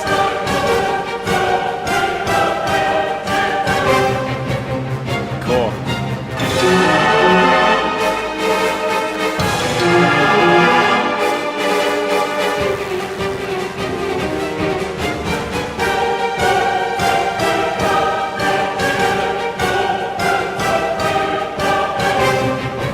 That's a cool loop.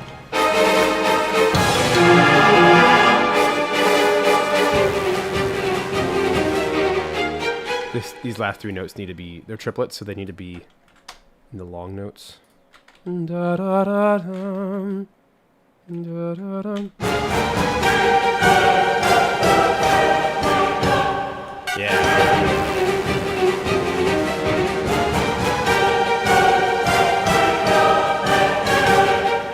I don't love add, you know, I don't want to add to the original because it's so good, but I just feel like we need a crash cymbal here. Really bad.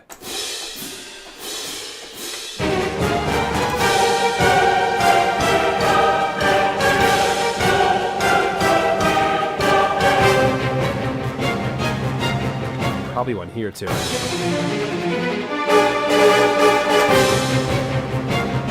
Yeah.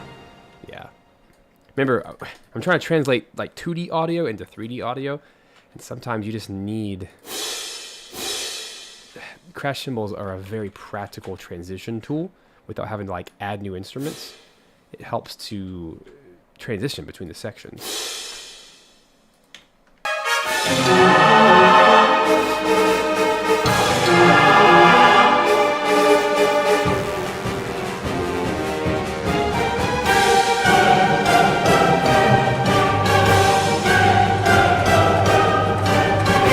And there's no timpani there, and I feel like it can add.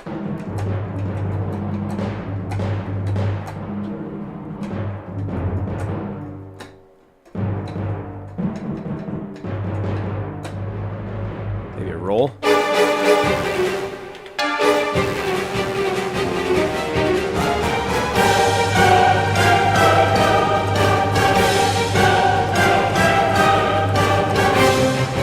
That helps so much with the low end, adding some timpani there. Here it is. It just adds even more oomph because I'm adding these new instruments.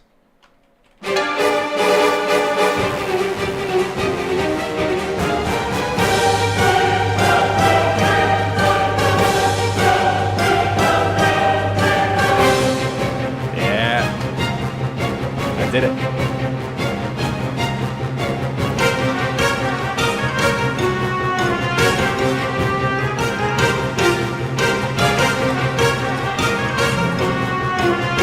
Some tubular bells for the big moments.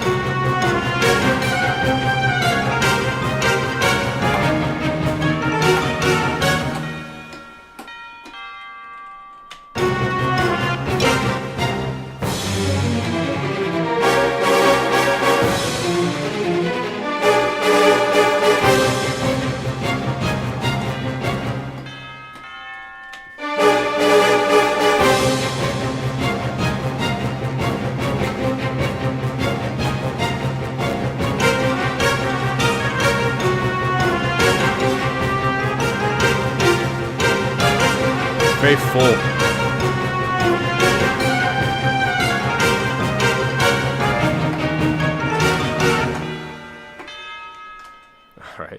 I missed all my notes, but this is an E flat now. Let's make it really long.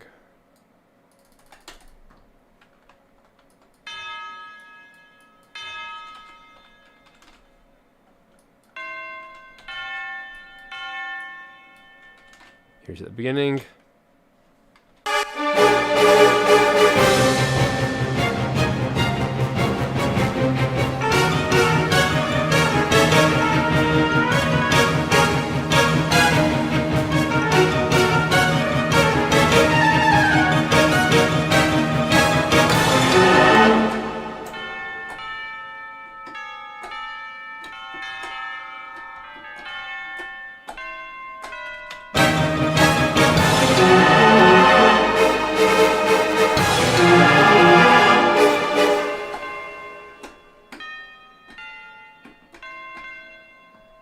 Trying to figure out what note to play there. Na, na, na, na. A to the G sharp. Yeah,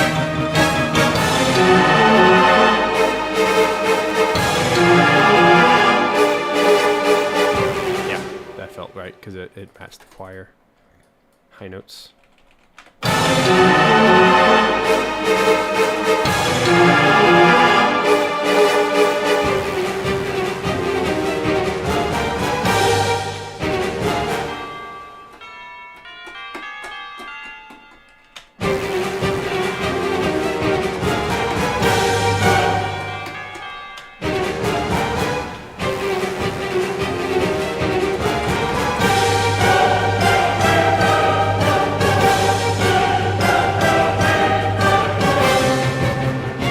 Good transition, because now we have a crash cymbal and timpani and the tubular bell. Da, da, da, da. That feels very cohesive.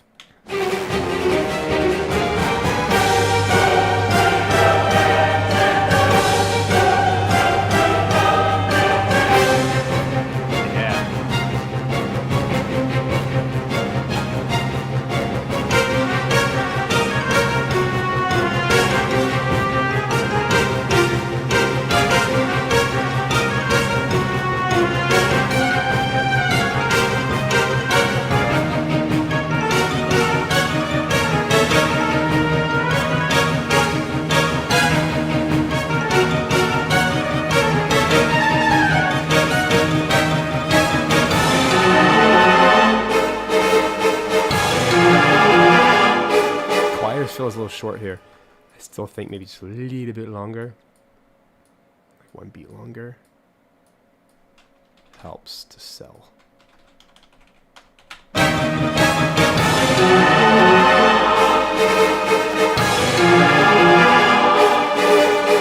Hey, what's up?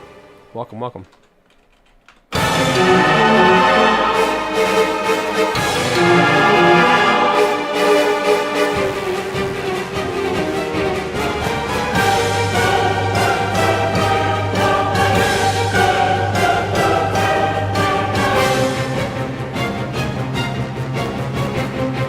Thing missing to me is the low end, either the trombones or the. Let me just play with the entire low end by itself first, and then in the mix. Make sure it feels good. Already sounds weak. Ah.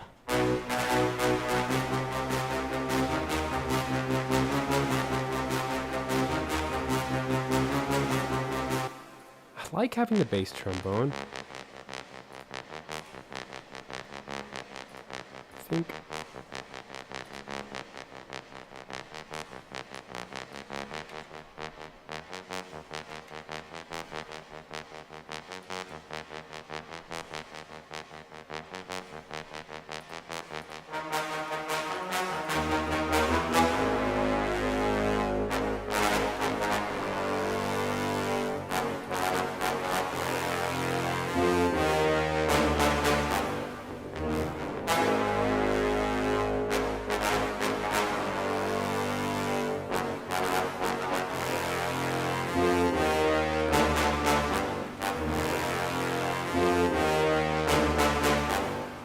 Almost like the bass trombone is just late.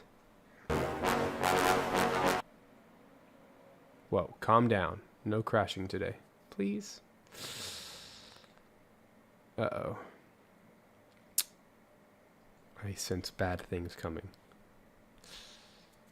Or maybe it just... Thought we could make an entire stream with no issues. Well, I don't know when the last time I saved was. About to find out.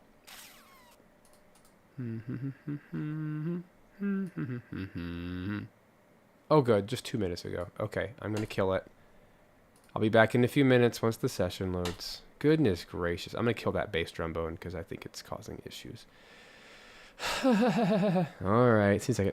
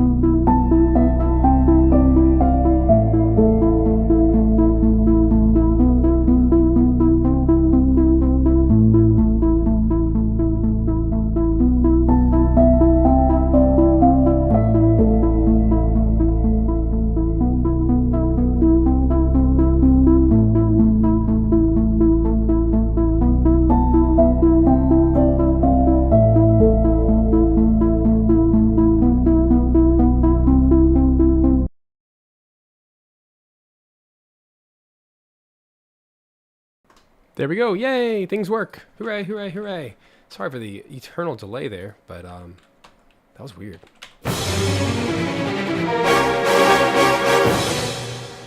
Uh-oh. Are we double patched? I hope not. Oh, there we go.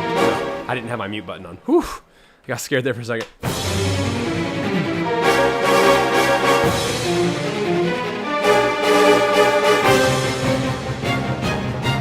Yay! Things work again. And it sounds better. I don't know why. It just does. Save, save, save.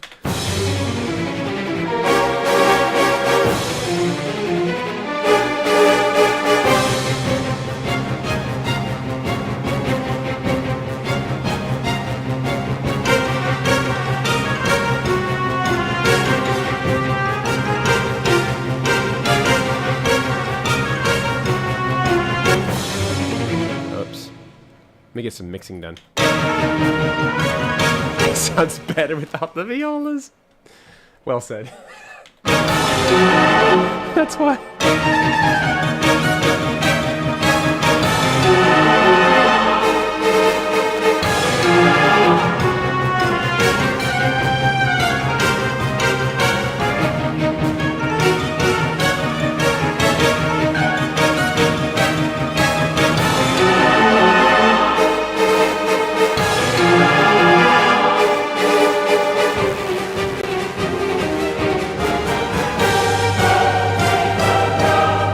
Did I fix that?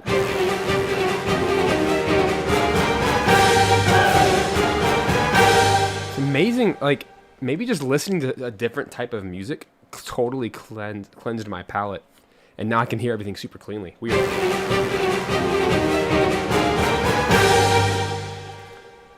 I feel like these all need to be long. So like right here. Bum, bum, ba, ba. I feel like these should all be long notes.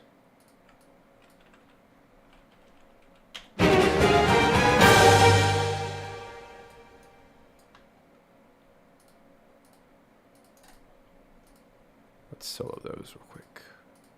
Just the whole brass section.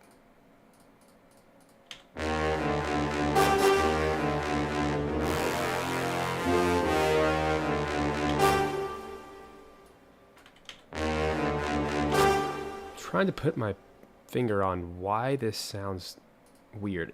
I think it's because it's behind. That's what I was trying to fix earlier.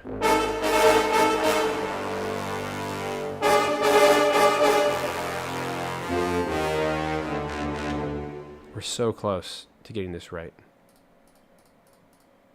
I want to get it right.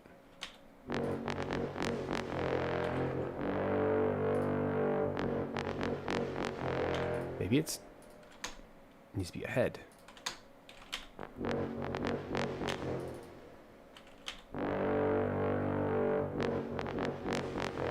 That's what it is.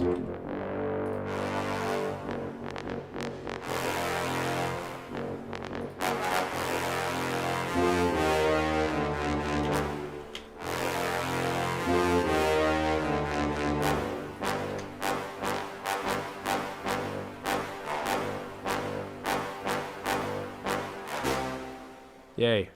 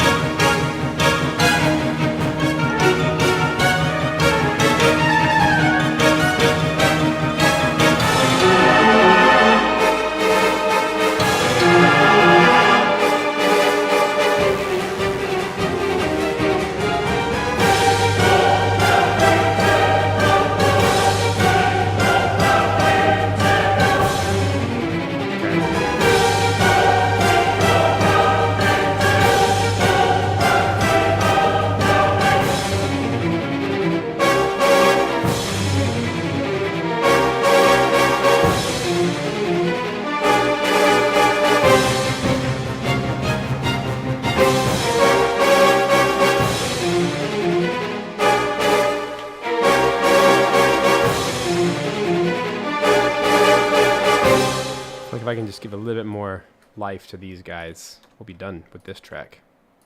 And yeah, to Sarah's point earlier, I've done a lot of film music this year, like 3 film projects already.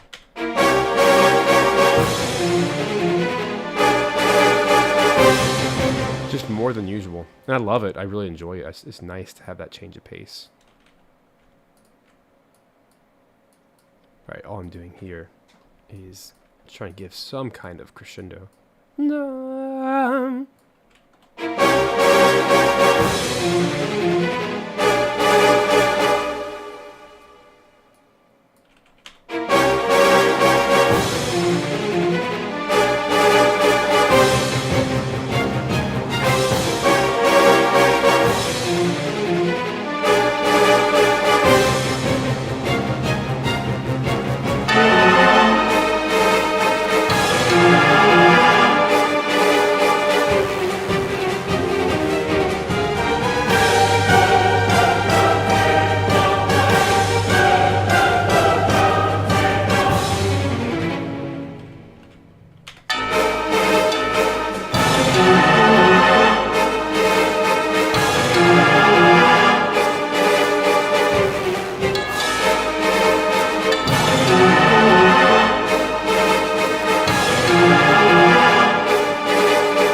This seems too loud.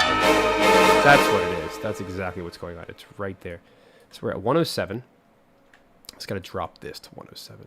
That's the missing link in all this.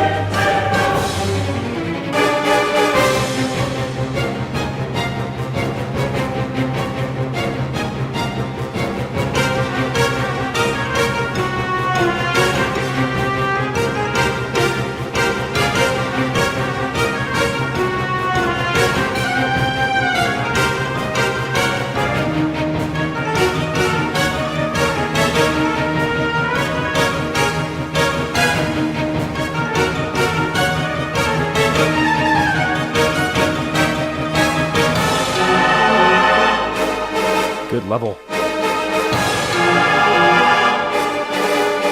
Actually want all the choir slightly louder. Just a little bit.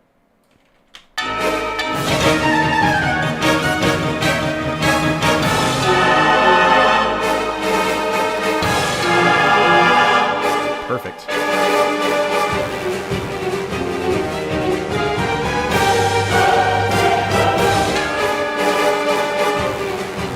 This needs to be louder. Wow, it's amazing what that little difference does. I'm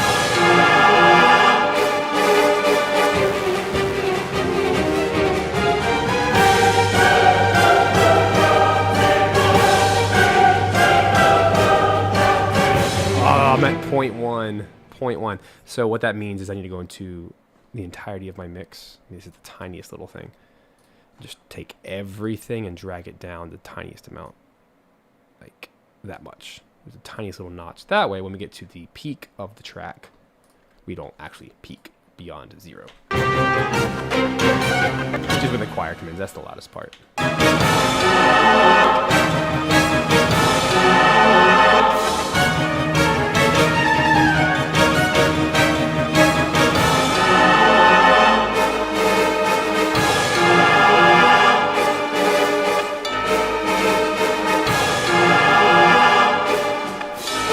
Good, I'm at negative 0.2. That's a sweet spot to be.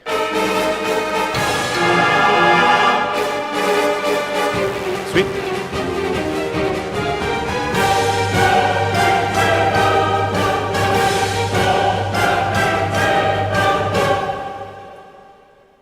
Perfection. All right, so here we go. I'm going to do my quick exports, and then we'll play it out. We'll be done for the day. Thanks for your patience with me with the whole crash thing, but I'm just so glad I saved it. Oh my gosh. Oh, that gave me a heart attack. So let's do this. Oh, my maximizer was on this whole flipping time. I had no idea. That was really stupid of me. Oh, it's too late now.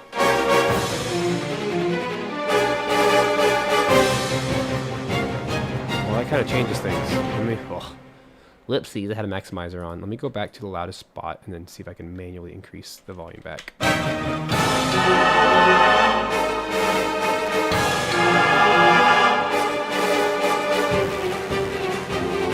I don't want it on. There's no quiet parts in this whole thing.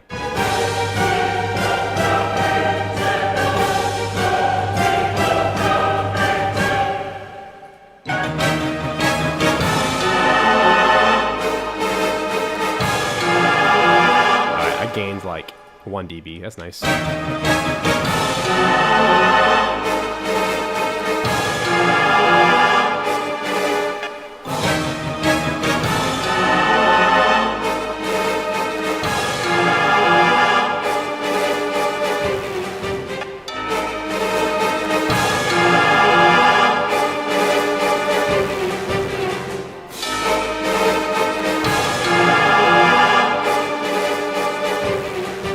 Save maximizing for the actual mastering. I don't want to do it in the bass in this bass track.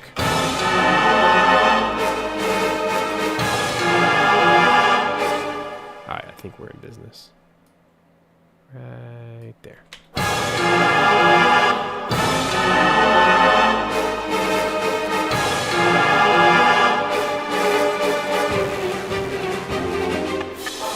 One last check. We're safe. Perfect. Dead on.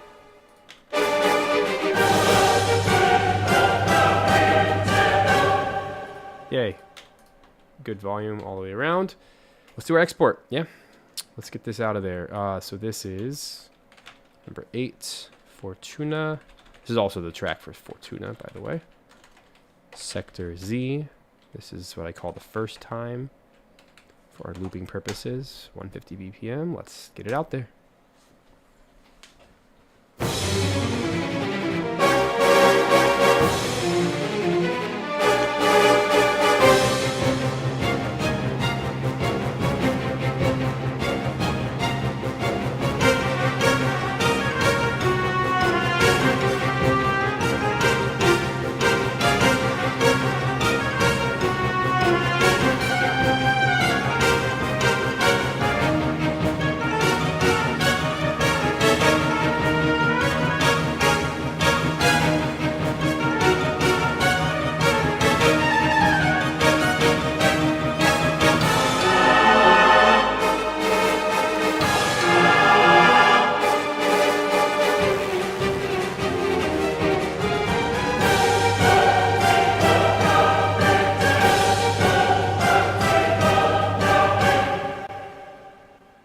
Love that choir in that. It adds so much. Epic.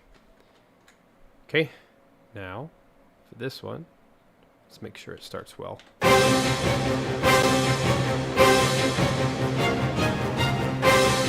such a good loop point. It's so well written. It just perfectly loops. Second time only. Here we go.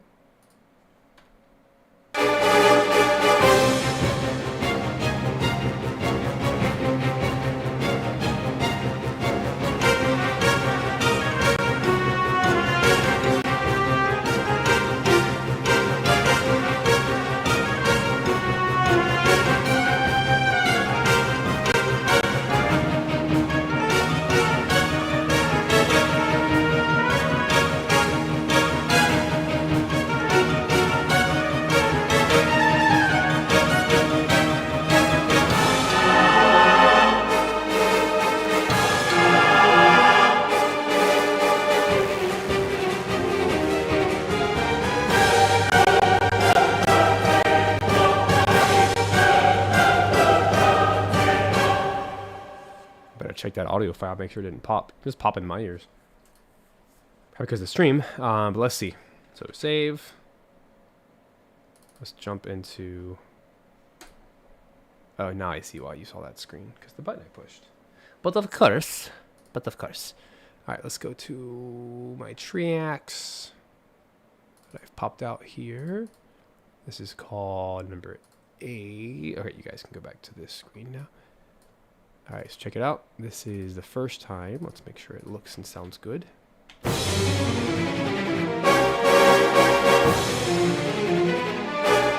Looks good.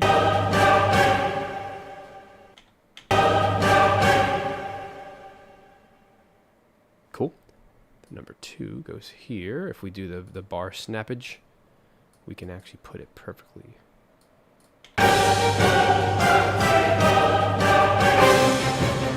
Uh-oh. That's not good.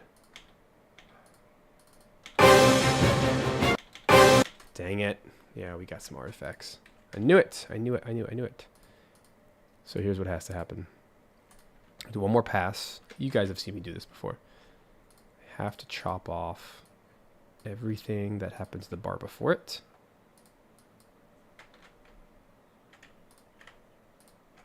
And then mute everything that comes right before.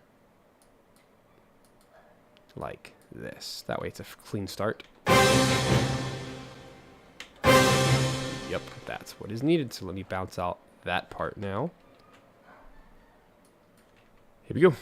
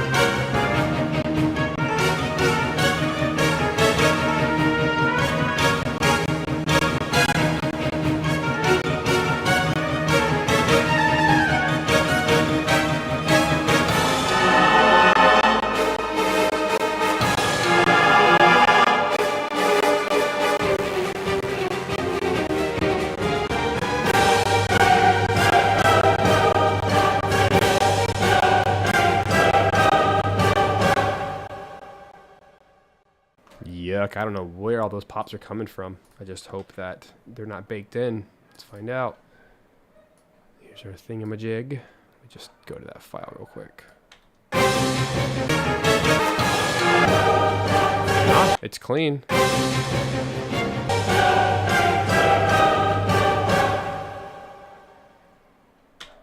Alright, let's go back to here.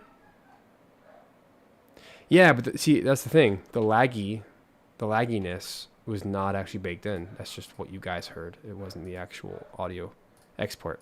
It's because of this guy right here. Weird, huh? That's okay. That's why I'm testing it to make sure everything's good. We got a new doggy, by the way. You can probably hear him in the background. He's a Labradoodle, and he is the best thing in the world.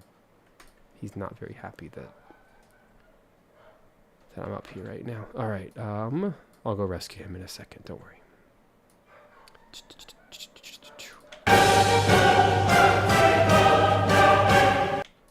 It's gonna go right there. Yay, perfection.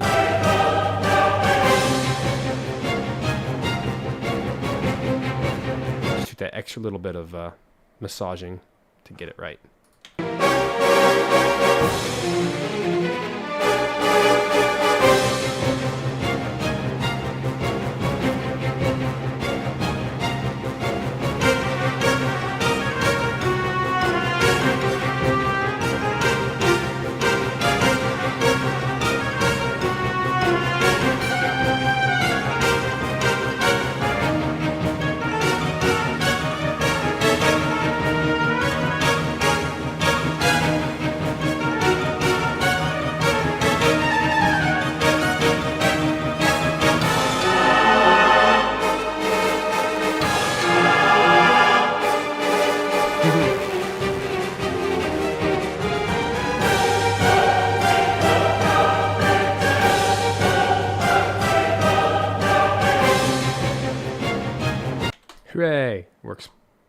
Uh-oh. I just killed new window. Why would I do that? I hit the wrong button. Oh my god. Oh. Literally hit the wrong button and just shut down all of Cubase. New window. That's okay. We're just gonna do this old school style. This old school style. It's okay. Oh my heavens. This will work, right?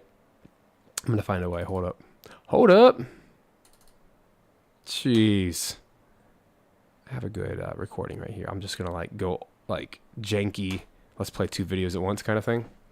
All right. So here's me playing, and what I'm gonna do is play this in the background. Here we go.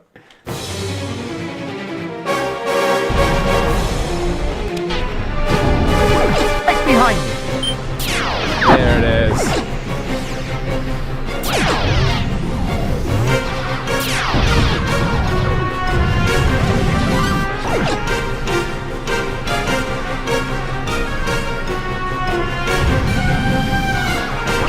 Take care of the guy behind me. Gee, I've been saved by Fox. How swell. Your father helped me like that too.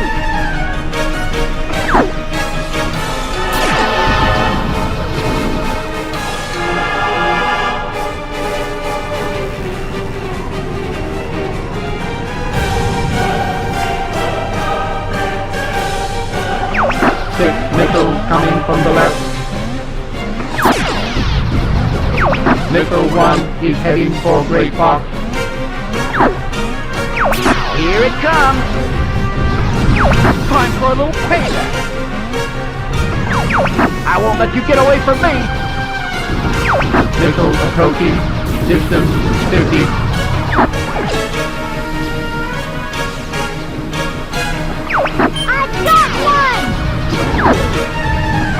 There's one down! Go find your own target, Fox!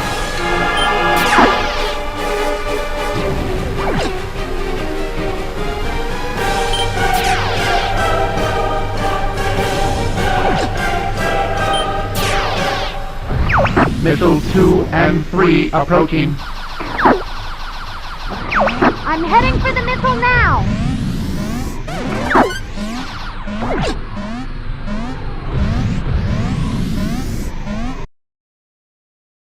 Pretty freaking cool. Let's keep listening.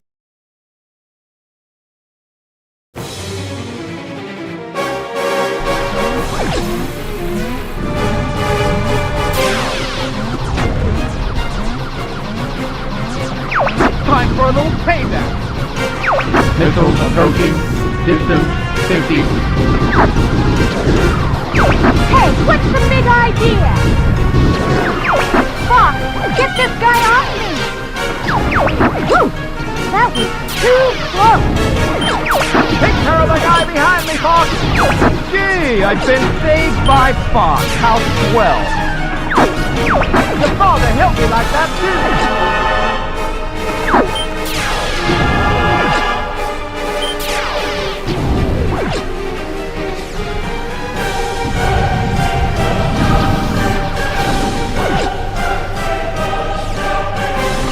Missiles 4, 5, and 6 approaching.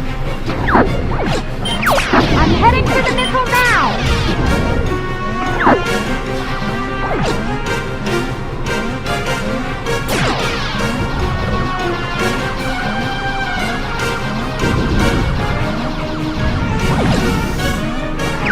Time for a little payback. Missile approaching. Distance 50. I won't let you get away from me!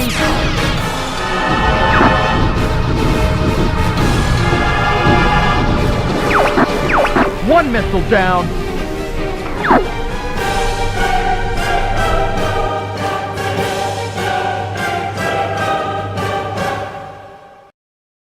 That works way too well. Do you guys want to do another one just for fun? Since we're already in this psycho mode of testing things. The playback for that was incredible. Like, that really worked. Now I wish I had all my 60 FPS. Like, now that I know that's possible. Actually, I do have that. Ooh, I'm going to be smart. I'm going to be really smart. Let's try this.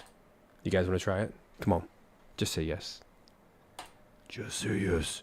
I'm going to pull up Venom at 60 FPS. Now, because I'm not playing it within the DAW, which caps out at 30 FPS. That's where all my crashes happened earlier.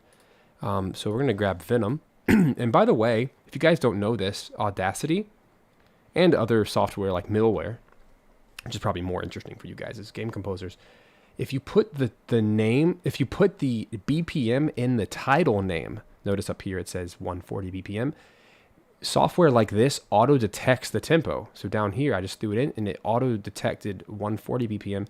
The reason that's really nice is now I can take my loop and I can literally just drag it and it auto loops for me.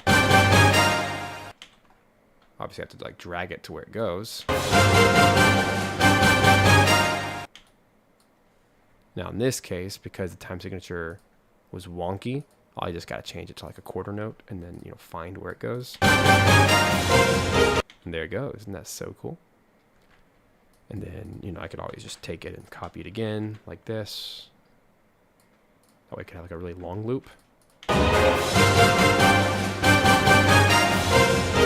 But this is how I can test how things are going to work in the actual game. Cough, cough, didn't say that. Don't quote me on that. So let's pull up my 60 FPS. I think I started here. Now, this game looks so good at 60. You can do it at 90 FPS, 120 FPS. You could do all kinds of stuff. Just don't quote me on that. All right, ready?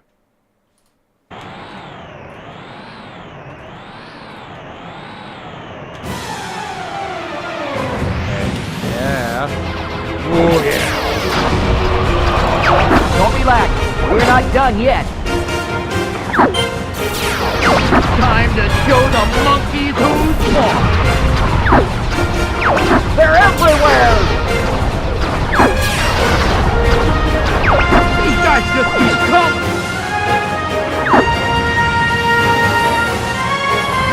Don't go dying on me.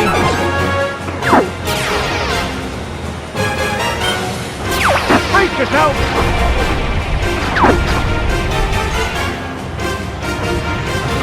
You'll be sorry, punk!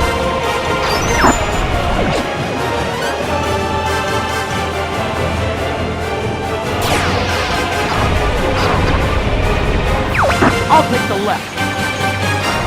I've got the right. Gotcha! I'm going left.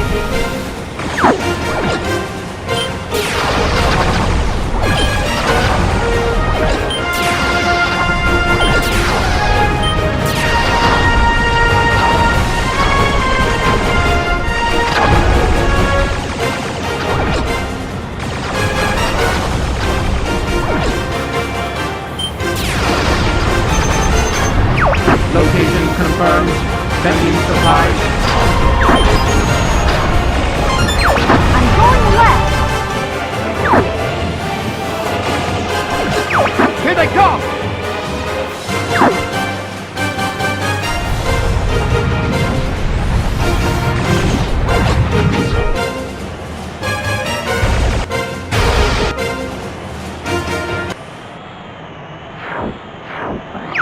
Jeez Louise, what is that? That temple gives me the creeps.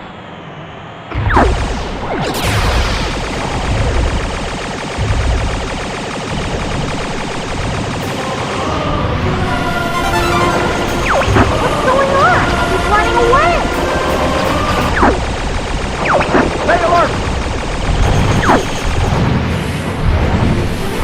Don't get too close, Fox!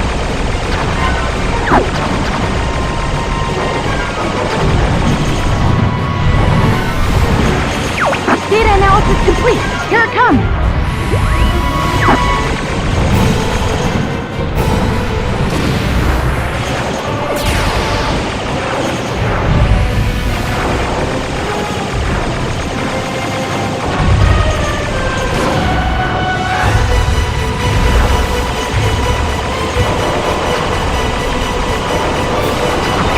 Never give up!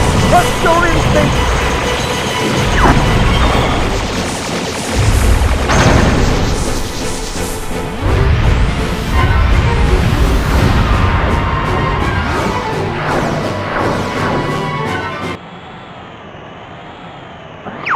I'll go it alone from here.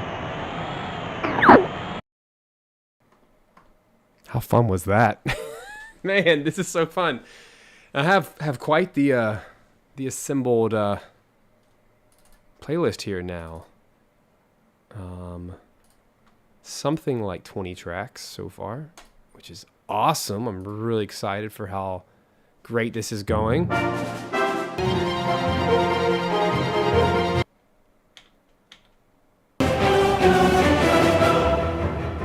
It's going to be such a cool soundtrack. I can't wait to play it for real, for reals.